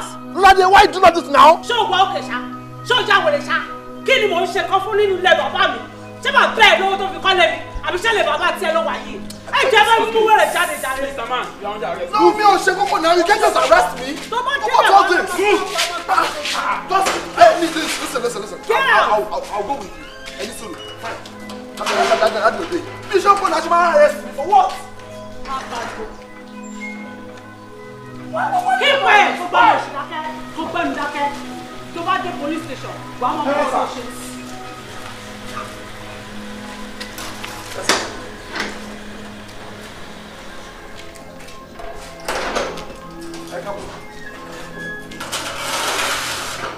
Kí ni ọlọ́pàá wa náà gbà mí? Kí ló tún ṣe fáwọn ọlọ́pàá báyìí tó tún wá ìwà ìwọ̀? Kò tún ti gbé ìṣẹ̀lẹ̀ níta. Dáadé ẹ sà. Òun kọ́ làwọn ọlọ́pàá wa mú èmi ní o. Èmi náà arrest mi mọ̀kàn tí mo ṣe. Ọlọ́pàá fún mi mọ̀kàn tí mo ṣe. Omi ṣe kankan o. Mi mọ̀kàn bí ẹ bá mi bèrè lọ́wọ́ ẹ̀ kí ni mo ṣe fún mi ṣe kan fún mi ṣe kan fún mi bèrè lọ́wọ́ ẹ̀ jọ. Keep quiet! Oh there. Daddy Bobo is stupid. Ó bàjẹ́ gan. Wọn ò kọ́ rárá. Bàbá ẹ̀ tó wà mí báyìí gan, àwọn gan wọn ò lẹ́kọ̀ọ́. Ah! Mo sọ fún ẹ, mo ní o gbọ́dọ̀ ṣe nǹkan. Ó dẹ̀ díà mi. Ó disobey mi náà. Mo dẹ̀ ní kó bá mi dín pẹ̀lú ẹ̀. Ìwọ pé ọlọ́pàá. Bẹ́ẹ̀ ni Daddy. Irú èṣù wo ló gbé mi tí ò kúrò láyé ẹ̀ náà? Why are you like this? Daddy, ẹ ti dúró náà, kí ni mo ṣe fún yín náà? Ṣé ẹ̀yin kọ́ lẹ bí mi ni? Kí ló dé tó jẹ́ pé ẹ tí ẹ lè support me for once? Gbogbo nǹkan tí má ti ń ṣe kò kí ń tẹ́ yín lọ́rùn. Gbogbo nǹkan tí má ti ń ṣe ló máa ń wrong lójú yín. I can't you understand it? Bobo yìí ó disobey me and I have to discipline him. Officer. Ẹ wo ẹjọ́ ẹ má bínú. Ṣebí irú Emlet wa? Bẹ́ẹ̀ sir. Tìmí lọ̀gá yín. Yes sir. Ẹ bá mi sọ fún Tìmí pé màá pè é. Okay sir. Màá explain everything fún ẹ̀yin ẹ máa lọ ṣe ráwọn méjèèjì ọmọ mi ni wọ́n. Màá bí mi ṣe máa settle case yẹn láàrin àwọn méjèèjì. Èmi ti mọ nǹkan tó ń ṣẹlẹ̀. Kí lórúkọ tiẹ̀? Inspector Demola. Demola. Màá rí ẹ. All right sir. Daddy, Daddy, please, this is not possible. Hey, no! Ẹ wo Daddy mi like nǹkan tẹ́ ṣe now. Mi like nǹkan tẹ́ ṣe now. Báwo ṣe máa sọ kó máa lọ? Mi like nǹkan tẹ́ ṣe now. Kúnlé. Má fi ipò ti jẹ lọ. Má ti jẹ kọ́kọ́ ẹ̀ balẹ̀ o. Ṣé o ti gbọ́? Ṣé o rí láàrin èmi àti ẹ? Ìjà ṣẹ̀ṣẹ̀ bẹ̀rẹ̀ ni. Àfi kó má kúrò nínú ilé. Ṣé báwọn ọlọ́pàá lásán náà lè lọ? Tó bá bí ẹ̀dá. Tó bá bí bàbá ńlá kú bàbá ẹ̀ tó dúró ẹ̀. Tó bá bí wọn dá. Ìwọ jáde kúrò ní kọ́mpánì. Wàá rí nǹkan tí màá fojú ẹ rí. Olùlòṣì oníranù. Ọmọ ìrankíran. Lọ́ládé kọ́kẹ́. Lọ́ládé. Anyway, I'll still deal with you.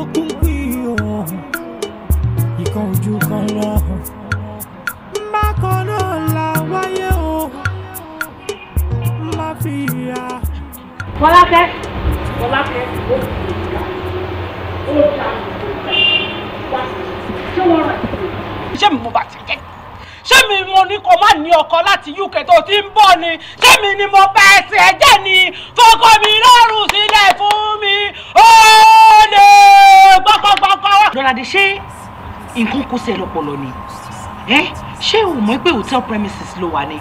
Àwọn customers wà lodged in now. Ó tẹ̀ dá sórí hotel premises tá a wà go.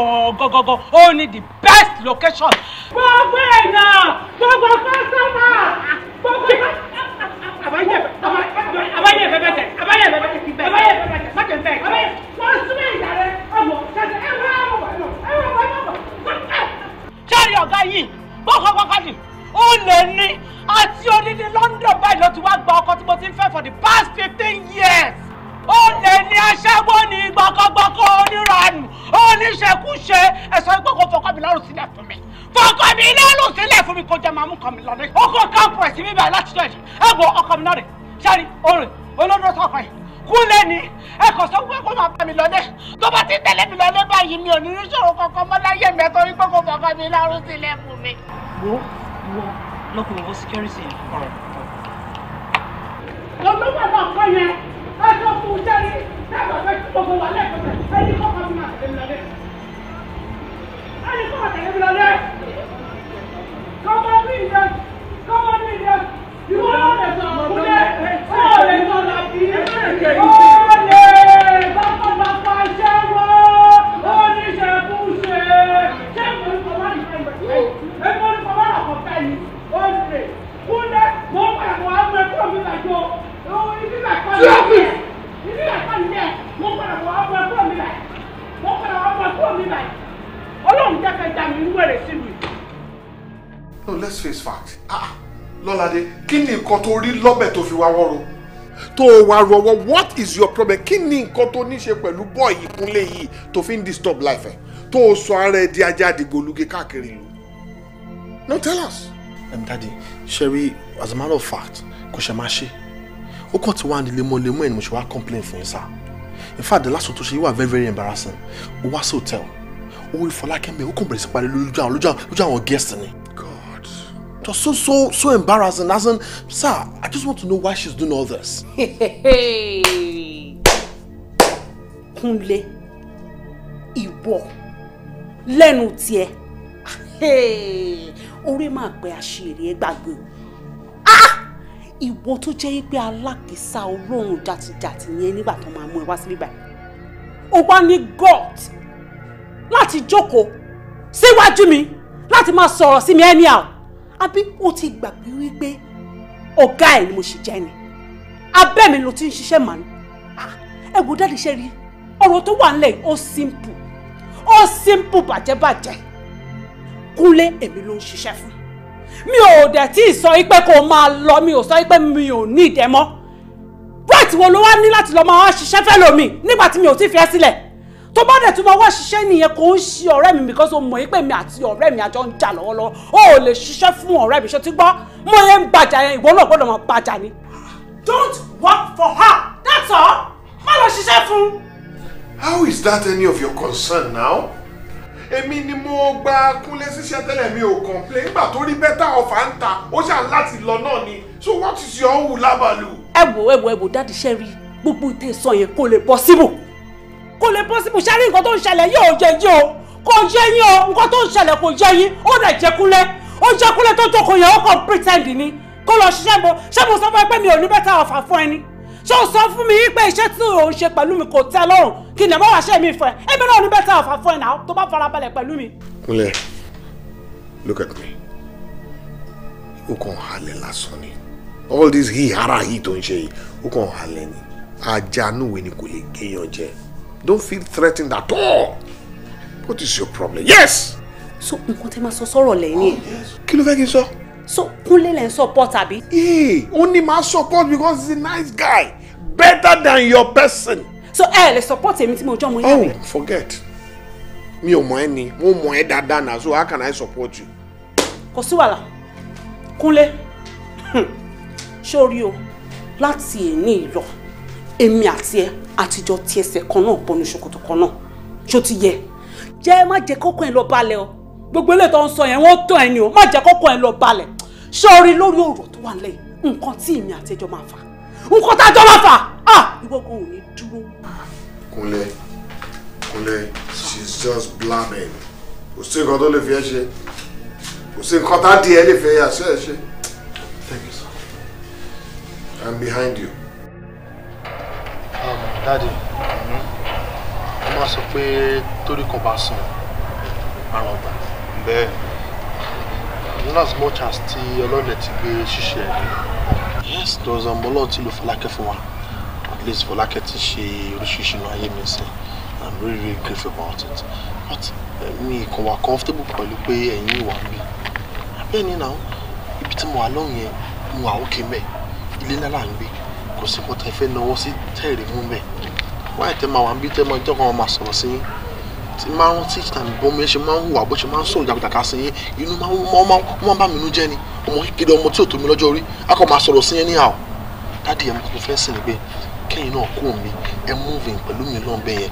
Adé máa bẹ àwọn agbègbè àláfíà wa bẹ́ẹ̀. Òdodo ọ̀rọ̀ lọ́sọ̀ kò sí rọ́ńbẹ́. Àmọ́ Yorùbá bọ̀ wọ́n ní ìkọ̀ọ̀kan báyìí là á yọ sẹ̀lẹ́kù. Béèyàn bá yọ ọ́ ní gìrìgìrì ó ṣeé ṣe kó bá rẹ̀ níbi tí ọ̀fẹ́. Àti pé pàápàá kò yẹ kémi náà fojú olóore gúngi. Bàbá Lọ́ládé tó gbà mí tọwọ́ tẹsẹ̀ láì mẹ́yẹ tó sunú láti bẹ̀rẹ̀ pẹ̀pẹ̀ títí dàkókò yìí tédé àìyedè sí láàrin wa kò yẹ kémi ò ṣe bẹ́ẹ̀ fóun náà. Nǹkan tá a ṣe rè wọ́n wáyè ní pẹ̀lẹ́kùtù wọ́n bá wọn sọ bí wọ́n bá ní má lọ wọn ò ní fi bílẹ̀ wọ́n bá sì ní má lọ déédéé náà ni àmọ́ ẹ̀yìn ní kẹ́sì jẹ́jẹ́ ń bí kẹ́ wà lọ́wọ́. ẹ fèmí lè hàn yín wọ́n mọ bí wọ́n ó ṣe máa wà òkè láàyè ara mi ọgbọ́n ọ̀kárẹ̀ láyé ọ̀kárẹ̀. tó bá insist kò sí nǹkan tí mo lè ṣe ṣàmì ṣọpẹ́ wà òkè náà ní kókó pé tí àwọn provisions bá ti tán ẹ ti pè mí kéjẹ́ kí n mú. ọba wa dé ibi iṣẹ́ àbílẹ̀ ọba ń kí Fọlákẹ́ o onímọ̀ ló ṣe o ní pé òkè òkè báyìí lọ wá fún ní gbé òkè òkè lòun ni wọ́n máa lọ kò ní rilẹ̀ nígbà kọ̀ọ̀kan àti wọ́n àtòun náà ọkọ̀ ọba àdá ọba kọ̀ wá ní sáyìn lẹ́sẹ̀ ẹ mọ̀ ṣe o ẹ mọ̀ tẹ̀síwájú ọ̀kárẹ̀ láyé bóyá kí n wá pa ọ́ lẹ́sẹ̀ dà. torí àwọn ibi tí mo kàn ti fẹ́ dépò àná mo ní nǹkan láti àtúnṣe lọ́yìn yẹn náà so.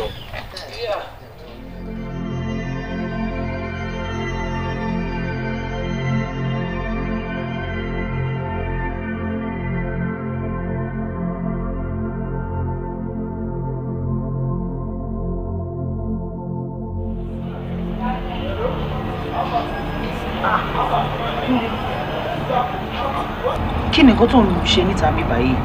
O kò sọ fún mi pé òun bóbi ẹ̀kọ́ fẹ́ mú nǹkan nínú mọ́tò. Why you seated here all alone? Fọlákẹ́, I'm not happy. Why? Inú mi ò dùn. Tó bá mọ nǹkan tí Lọ́ládé ṣe fún mi, ó kàn ń pè mí lórí fóònù, ó ń threaten mi. Kí ni mo ṣe fún? But why is she so obsessed about you these days?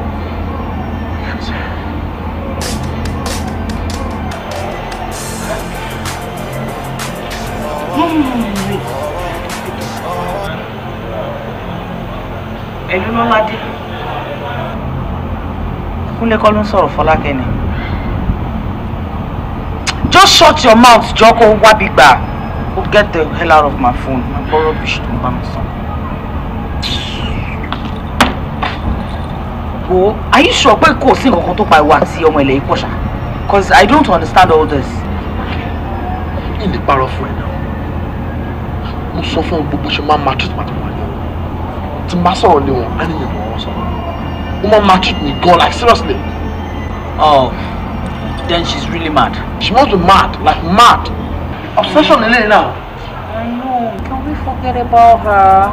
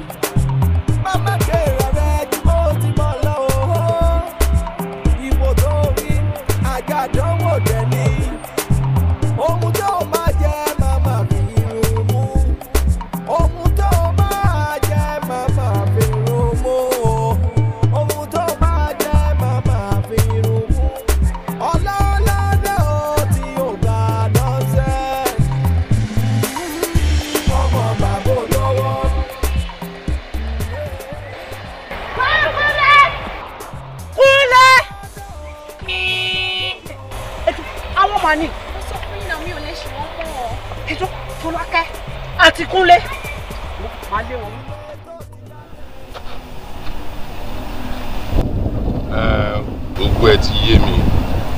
Kò sí nǹkan tó ń bọ̀ lókè sílẹ̀ òkú. Kí ló ṣẹlẹ̀ gangan já mi sí? No. A wà ní agboolé la wà. Irọ́ ni o. Well done, well played. Kékeré nìyẹn. Ibo ni wọ́n wà ń sìn? Ṣo lè bá wa pàápàá ń sìn? A máa dá sẹ̀ríà fún. O gbọ́dọ̀ sún fún. All right. Andro there. Well done. Alonkin. Lọ́ládé ni. Báyìí wá iṣẹ́ ti di aláṣẹ jẹ́ o. Orí aláṣẹ là. Iṣẹ́ kan ló ń gbé bọ̀ ń sìn. Ó dẹ̀ ní iṣẹ́ yẹn a gbọ́dọ̀ ṣe fún. A dẹ̀ gbọ́dọ̀ dá ẹnìyẹn lóró gan. Ṣé o máa kó àṣà? Torí kí wàá la ṣe wá bí? Torí owó yìí náà ni o. Ẹlẹ́yìn owó wa ń kọ́. Owó náà ló tún máa kú. Ọmọ ìta gbẹ kí ló wà ń flọ. Rọ́tìlé tó ti jáde. Rọ́tìlé tó ti jáde. Ìjọ̀gbọ̀n ògùn jẹ́ nǹkan o ọlọ́ládé. Wàhálà ògùn jẹ́ nǹkan o ọlọ́ládé. Àní ṣọ́ra o. Ṣọ́ra wùwà o ọlọ́ládé. Ṣọ́ra wùwà o ọlọ́ládé. Ọlọ́ládé tí ó gbà nọ́ọ̀sẹ̀nsì. Fọlákẹ́, ṣé o fi òwú eléku sẹ́ẹ̀tì ẹ̀? Ṣé o kì í gbọ́ràn lẹ́ẹ̀kan ni? Èmi ni mo ní fílẹ̀ fún mi. Wo Fọlákẹ́, ṣorí gbogbo nǹkan tó ń fa yìí, ẹ̀mí ẹ̀ ò gbé o. Ẹ̀mí ẹ̀ ò gbé rárá àti rárá. Mo dẹ̀ ń kìlọ̀ fún ẹ tó báyìí kó tó léètì jù. Mo ń kìlọ̀ fún ẹ fi Kúnlé lọ́rùn sílẹ̀ fún mi. Tó pé kí ni awí fún mi kó tó dànù àgbàjàkadì rẹ̀. Ṣorí tó bá kọ̀ tó bá fi Kúnlé lẹ̀ fún mi. Ọmọ wàá fẹ̀mí ẹ̀ dì. Èmi ni mo sọ bẹ́ẹ̀ fún ẹ. Ta ló fẹ́ fẹ̀mí ẹ̀ dì? Ìwọ ni. Ìwọ Fọlákẹ́. Ṣorí jẹ́ kí n sọ bẹ́ẹ̀ fún ẹ. There is absolutely nothing you can do.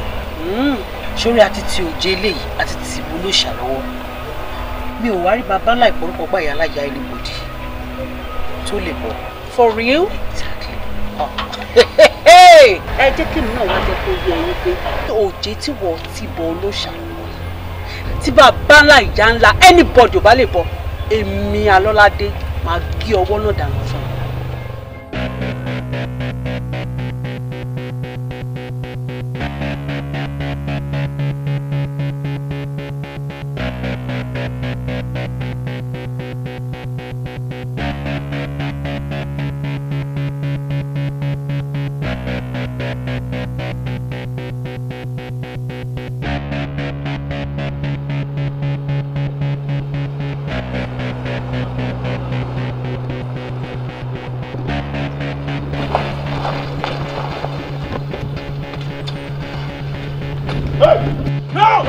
Stop!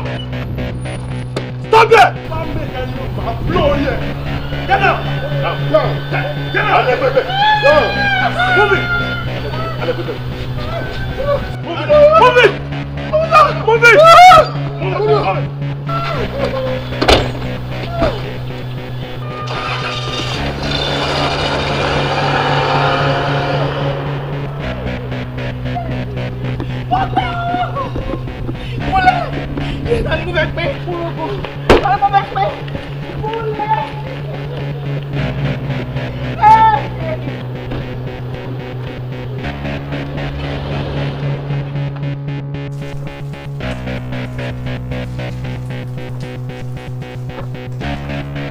Bàbá, ẹ wọ ẹ ṣíkẹ̀tì yẹn mo fẹ́ jáde.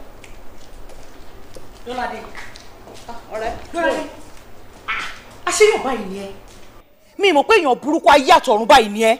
Ẹ tó bá dẹ̀ rí ẹ tí ò bá sá, sòbí á dá onítọ̀hún. No, kí ló ṣẹlẹ̀, kí nìkan tó dé? Ní sùúrù Fọlákẹ́, ṣé o ti bẹ̀rẹ̀ sí í ṣe tíátà ni? Ṣé ìwọ náà ti ń bá wọn ṣe fíìmù ni? Àbí kí ló fa gbogbo demonstration yìí? Ṣé ìgbà tó mọ̀ mí mo jọ theatre practitioner lójú ẹ kó tó máa sọ fún mi pé mo ń ṣe bí ẹni tó ń ṣe fíìmù? Torí náà wọ́n yẹn ń bèrè torí òun ṣe irú ẹ̀ lánàá, kí ló dé? So o fẹ́ sọ fún mi pé o ò mọ̀ reason tí mo ṣe ń pariwo bó ṣe wà yìí? Mi ò understand. Ó dáa.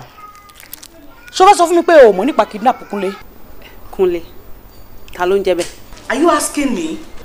Yes, mo ní láti béèrè náà because Kúnlé pọ̀ ní gbogbo ayé. Kúnlé èwo ń bẹ. The same Kúnlé tó ń gbénu compound ni mo rí fásì. For crying out loud, Fọlákẹ́. Láti bí ẹnujọ́ mẹ́ta ìwọ ni Kúnlé ń ṣiṣẹ́ fún. So báwo lo ṣe expect kémi mọ movement ẹ̀? Kí ni mo mọ̀ tó ń ṣẹlẹ̀ sí ara wọn ni mo mọ̀ tó fi ń dá mi tó wà? Lọ́ládé, ẹ̀rù ẹ bà mí. Àmórí ẹ̀ òtútù dẹ̀ mú mi. Èṣù ló máa ń wà bíi tiẹ̀ yìí. Èṣù tó fi awọ èèyàn tó fi bo ara òun ni ẹ́. O wá pretend bí ẹ pé ọmọ kan tó ń ṣẹlẹ̀.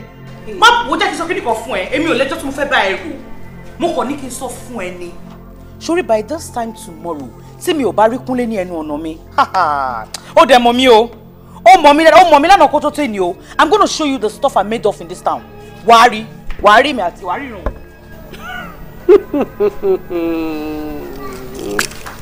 Oríṣiríṣi. Fọlá dákun báwo dákun gbogbo ọ̀rọ̀ tí wà àtọ̀rẹ́ ń sọ lèmi náà ń fetí kọ́ńbi tí mo dúró sí àyín ń gbọ́ ọ̀rọ̀ kidnapper lórí ọ̀rọ̀ Kúnlé. Dádì ẹ farabalẹ̀ tó bá pẹ́ yín náà ń gbọ́ bí mo ṣe ń sọ fún lẹ́ǹkan by this time tomorrow tí Kúnlé ò bá wọlé dé òun náà mẹ́ntó ní á rí mi wò bí ìran yẹn fọkàn yín balẹ̀ because I'm so very sure ipe Kúnlé máa dé bíbá in the next 24 hours. Ó sọ bẹ́ẹ̀ àmọ́ ojú kan ẹ̀pá ojú kan èrè ni. Má dára yín láàmú yẹn ṣe báyìí ẹ má wọrí wàá gbà. Kí ló fẹ́ ṣe? Kí ni Dáúdà ẹ fẹ́ dà? Kí ló fẹ́ ṣe? O ò lè fi mí ṣe nǹkan kan, o ò lè dá nǹkan kan fún mi. Àbí ọkọ̀ déédéé bẹ́ fún ọ̀làbàtà ó yọ̀ bẹ́ẹ̀ tì. Ṣé omi ló rò pé ó mu kú ni? Òdèrè já wá láti UK, òdè bá fine boy bíbẹ̀ òdè rí mọ́lẹ̀ òdè kí mọ́lẹ̀ òdè gbé sá lọ. Na so easy. Wọ́n wá bí ẹ̀dá wọ tẹ́rìsì. Gbogbo orí ẹ̀ báyìí ló máa padà nù.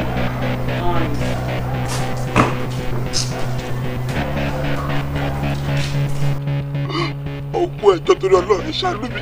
Ẹ wo, tó ẹ gbóhùn lẹ́fẹ́, I swear to God, máa rìn jọ̀wọ́ fún yín. Bẹ̀rẹ̀ sọ. Kí ló ṣe? Ọmọ nǹkan tó ń jọ̀wọ́. Ìwọ ìmọ̀ owó ó dà kó rí ẹ yí àbórí ẹ dàrú ó wà wájú kan sọ̀rọ̀ owó. Má máa try ẹ o. Màá fi parí assignment ẹ̀ ń bí mi gbọ́dọ̀ gbóhùn ẹ̀ mọ́. O ti gbọ́?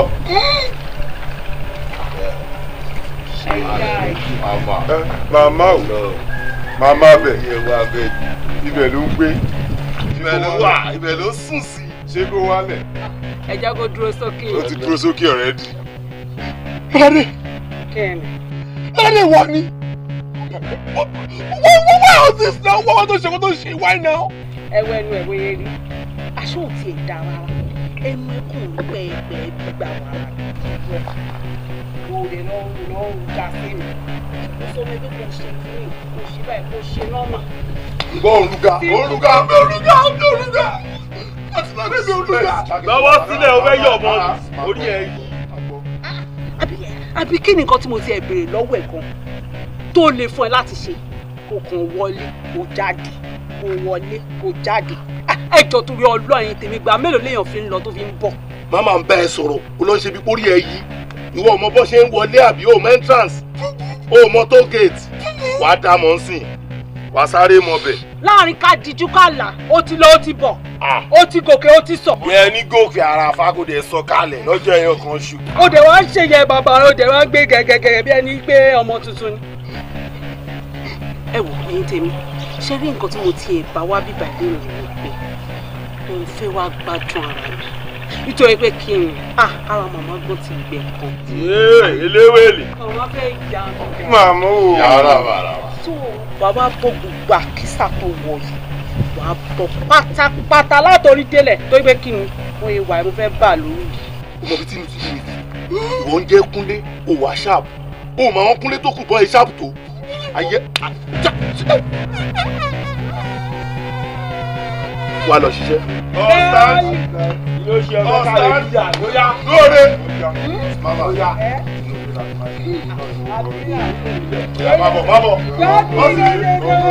bọ́ sí mi.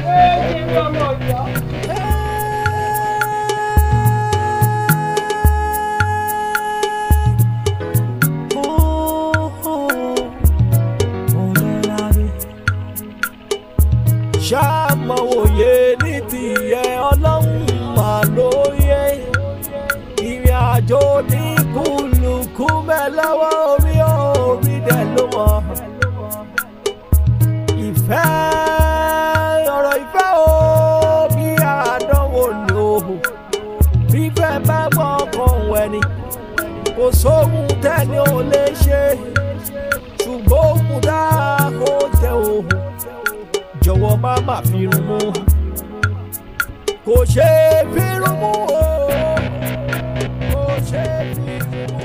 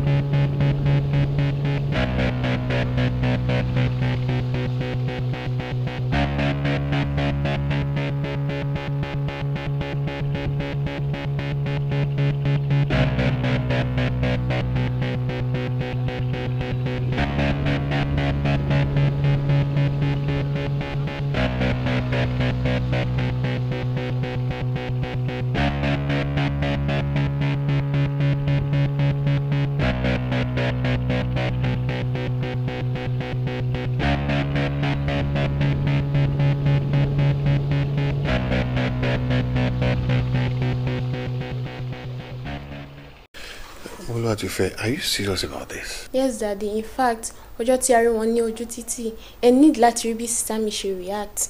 Mo tún wá gbọ́ tí wọ́n pe àwọn boys kan ní orí phone. Bẹ́ẹ̀ tí Olúwatífẹ́, nígbà tó mọ orú nǹkan báyìí, wá ti bùn mí gbọ́ náà.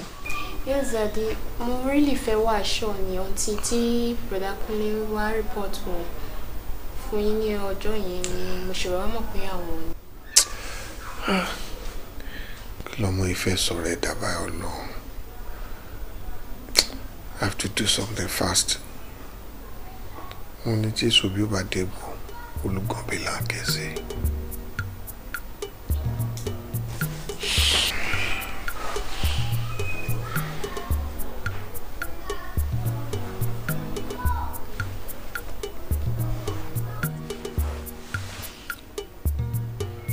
Hello? Hello Akin, èmi ni Akin. Wo jọ iṣẹ́ kan wà tí o fẹ́ bá mi ṣe. Ó dẹ̀ wà important and very urgent. Please. Yes. Thank you.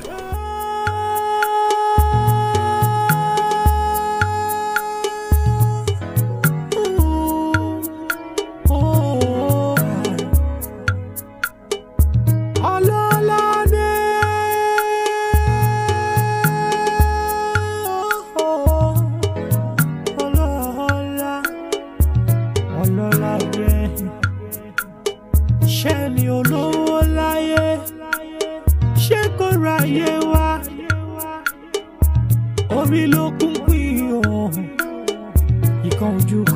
wọn. Bákan náà la wáyé o, má fi ìyà jẹ aláìní ẹ̀. Ìwọ tó ná ńlá torí èèyàn kan la ṣe fún ọ, nítorí ọ̀pọ̀ èèyàn ṣóun la ṣe dá olólá. Àní kó gbọ́rọ̀ mi ẹ̀ wò. Àní kó gbọ́rọ̀ mi ẹ̀ wò. Owó tó bí. Ọlọ́run àṣẹnu ti iná ẹ wo ẹ ní rírú tèmi yìí o eléyìí ni ọmọ burúkú akónisí tàbí ọmọ ọjọ́ mẹ́jọ.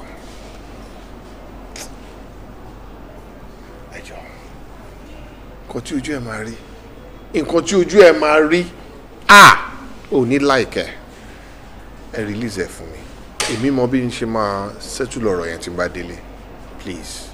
Well, honourable kò sí problem ẹ lọ sign fún bail bond ẹ ní counter. Èló ni ká prepare fáwọn ọmọ yín bí báyìí. Honourable bail is free ẹ má ṣe ìyọnu. Bail is free. Yes. Nílẹ̀ yìí. Bẹ́ẹ̀ni sá. Kì í máa mú owó kọ̀ọ̀kan wá. You are improve every day. You improve every day. Yes. Ìlú ti dá o. Congrats. Thank you. Thank you very much. Ó yá náà wọ́n dẹ̀ tún dúró. Sori, ara ẹ̀ ní ẹ̀ sori, ìtí kò fa. Sori pé mi ò tí kò fa yẹn. Kí ni mo fẹ́ ṣe?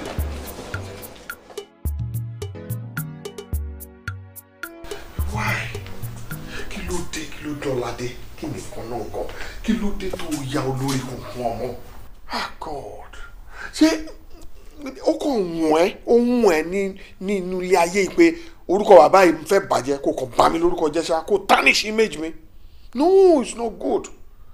N tó bá ti fẹ́ kọ́ ọmọ ṣe fún ẹ má ṣe fún mi o. And this is an order. Mi ò fẹ́ rí ẹ pẹ̀lú àwọn boys yẹn mọ́ láyé fàbàdà. Then àwọn boys tí wọ́n wà láti mọ́lé yẹn girl ibi tó máa kú sínú wa yẹn. Láíláí dádì mi ò ní gbà káwọn boys yẹn kàn kú sínú bẹ́ẹ̀ ẹ wò ẹ jẹ́ kí n sọ fún yín ṣé rí gbogbo ìtẹ́ ẹ̀ sọ yìí kò bá mi o kò bá mi rárá àti rárá ọkàn mi ti lé mo dẹ̀ ti mọ nǹkan tí mo fẹ́ ṣe kàkà kẹ́kọ̀ọ́ má jẹ́ ṣẹ̀ṣẹ̀ ni ayé àfi ṣàwàdànù ẹ gbúrò gbọ́.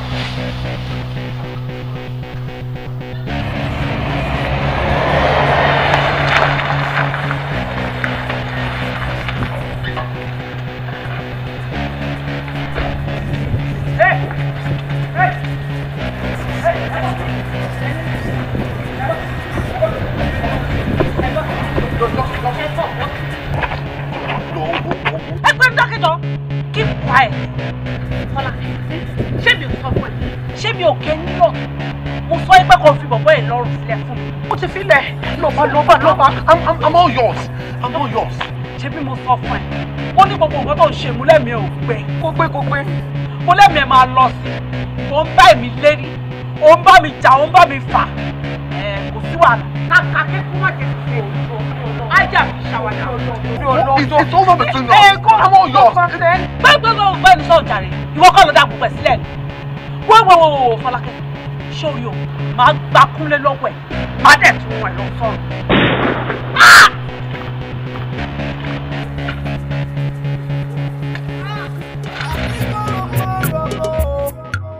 Gbọ́rọ̀ mi ẹ̀ wò owó tó bí ìwòrò nìyẹn tó bá lọ́la Lọ́ládé, pẹ̀lẹ́. Oh God, Lord, my shield. Thank God we are back to life. Pẹ̀lẹ́, pẹ̀lẹ́, my dear. Wọ́n náà mọ̀ ń jókòó dé wọn. I've been waiting. Kò tiẹ̀ tají kó bá mi sọ̀rọ̀. Thank God, God, you're good. Pẹ̀lẹ́. Yeah. Kúnlé ńkọ́. Sọ̀rọ̀ Kúnlé lè tí mo ń bẹ sọ yìí ni. Ọ̀rọ̀ Kúnlé là ń sọ yìí. A ní ká dúpẹ́ pé Ọlọ́run rà ẹ́ padà. Bá mi sọ̀rọ̀, let Kúnlé go on his way, jàre. I thank God that you are back to life. Daddy, ibo ni Kúnlé wà? Àìpò fẹ́ wọn ibi tí Kúnlé wà ní Kúnlé ti travel. Ó ti travel pẹ̀lú ọmọ yìí, Fọlákẹ́ àgbẹ̀lẹ̀. Lọ sí wo? Bẹ́ẹ̀ lọ sí wo Ṣàgége náà fẹ́ lọ. Abroad, of course. Ló ṣe. Out of the country. Doctor. No. No. Hey! Kúnlé, come back here. No way. Composite. Kúnlé. Ìgbà wo lè lọ sí ẹ̀ sí sọ̀rọ̀? No, composite. No.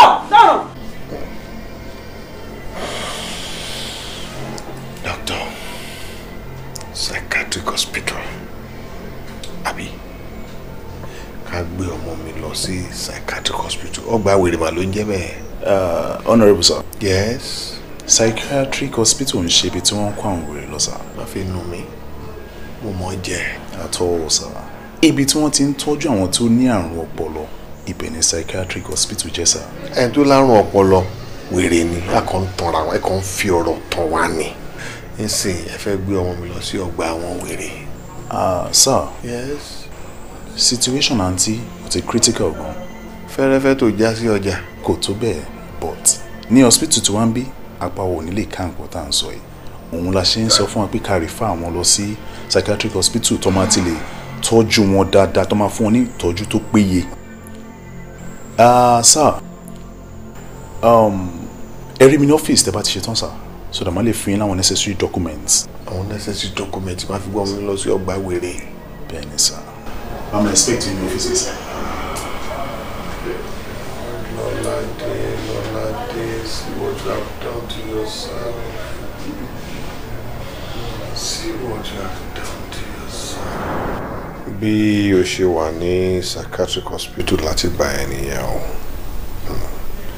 But mo dúpẹ́ lọ́wọ́ Ẹlẹ́dàá mi.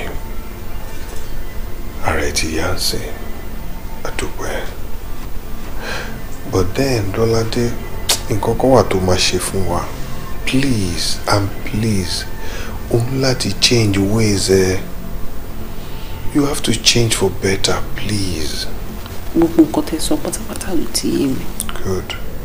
And I'm sorry for everything. Gbogbo ìwà burúkú tí mo máa ń wò gbà yẹn, gbogbo bí mo ṣe máa ń bà yẹn nínú jẹ́. Ẹ má bínú sí mi. Àìmọ̀kan ló ń dà mí láàmú. And I promise to change for good. Wow, very good. Did me believe pé mo lè yá wèrè láyé mi? Sister mi, má kí mọ́, it's okay. It's alright. Ọ̀rọ̀ ẹkún kọ́ ló kàn báyìí o. Ọ̀rọ̀ ẹkún kọ́ ló kàn. What you need to do is pick up yourself, dust up yourself, and start all over again. Like a normal human being, strong person. Start all over again and make it. And I'm going to hear more about you in future. I want to see you at the top. Alright? Yes. For example now, look at Kunle. He's moving on. He's already moving on with the other lady, Folake or whatever. So move on, girl. Are you promising me? Yes, Daddy. That's my girl. Now I have a surprise for you. Surprise? Yeah, surprise. Yes, surprise. Yes, come out, my surprise. Yes, surprise. Ṣó tún wá dágún nǹkan tó ń ṣe mí gbé báyìí. ṣé tó fẹ́ dákun nǹkan tó ń ṣe mí bíbá kí ló wá ṣe mí bíbá ó wá fi mí ṣe ìyá mi. Relax, he's here for good. Lọ́ládé, mi ìdákún bànújẹ́. Ibi bá ẹ lọ́kàn mi wá. Ìwọ nífẹ̀ẹ́ mi. I still love you. But Tọ́pẹ́, mo ti rí ẹ pẹ̀lú obìnrin mi náà tó dẹ̀ sọ wípé ìyàwó tó fẹ́ nìyẹn. Ṣorí lédi torí yẹn mo fi spy tẹ̀lé bóyá wàá lè change àwọn ìwà tó ń wù. And beside that, gbogbo ìgbà tó wà lọ́spítà yẹn mo máa ń check ẹ but because of a condition o lè má mọ̀ pé mo wà.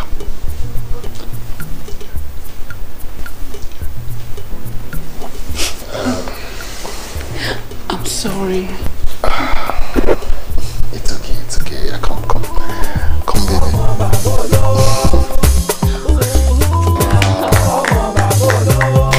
Fantastic.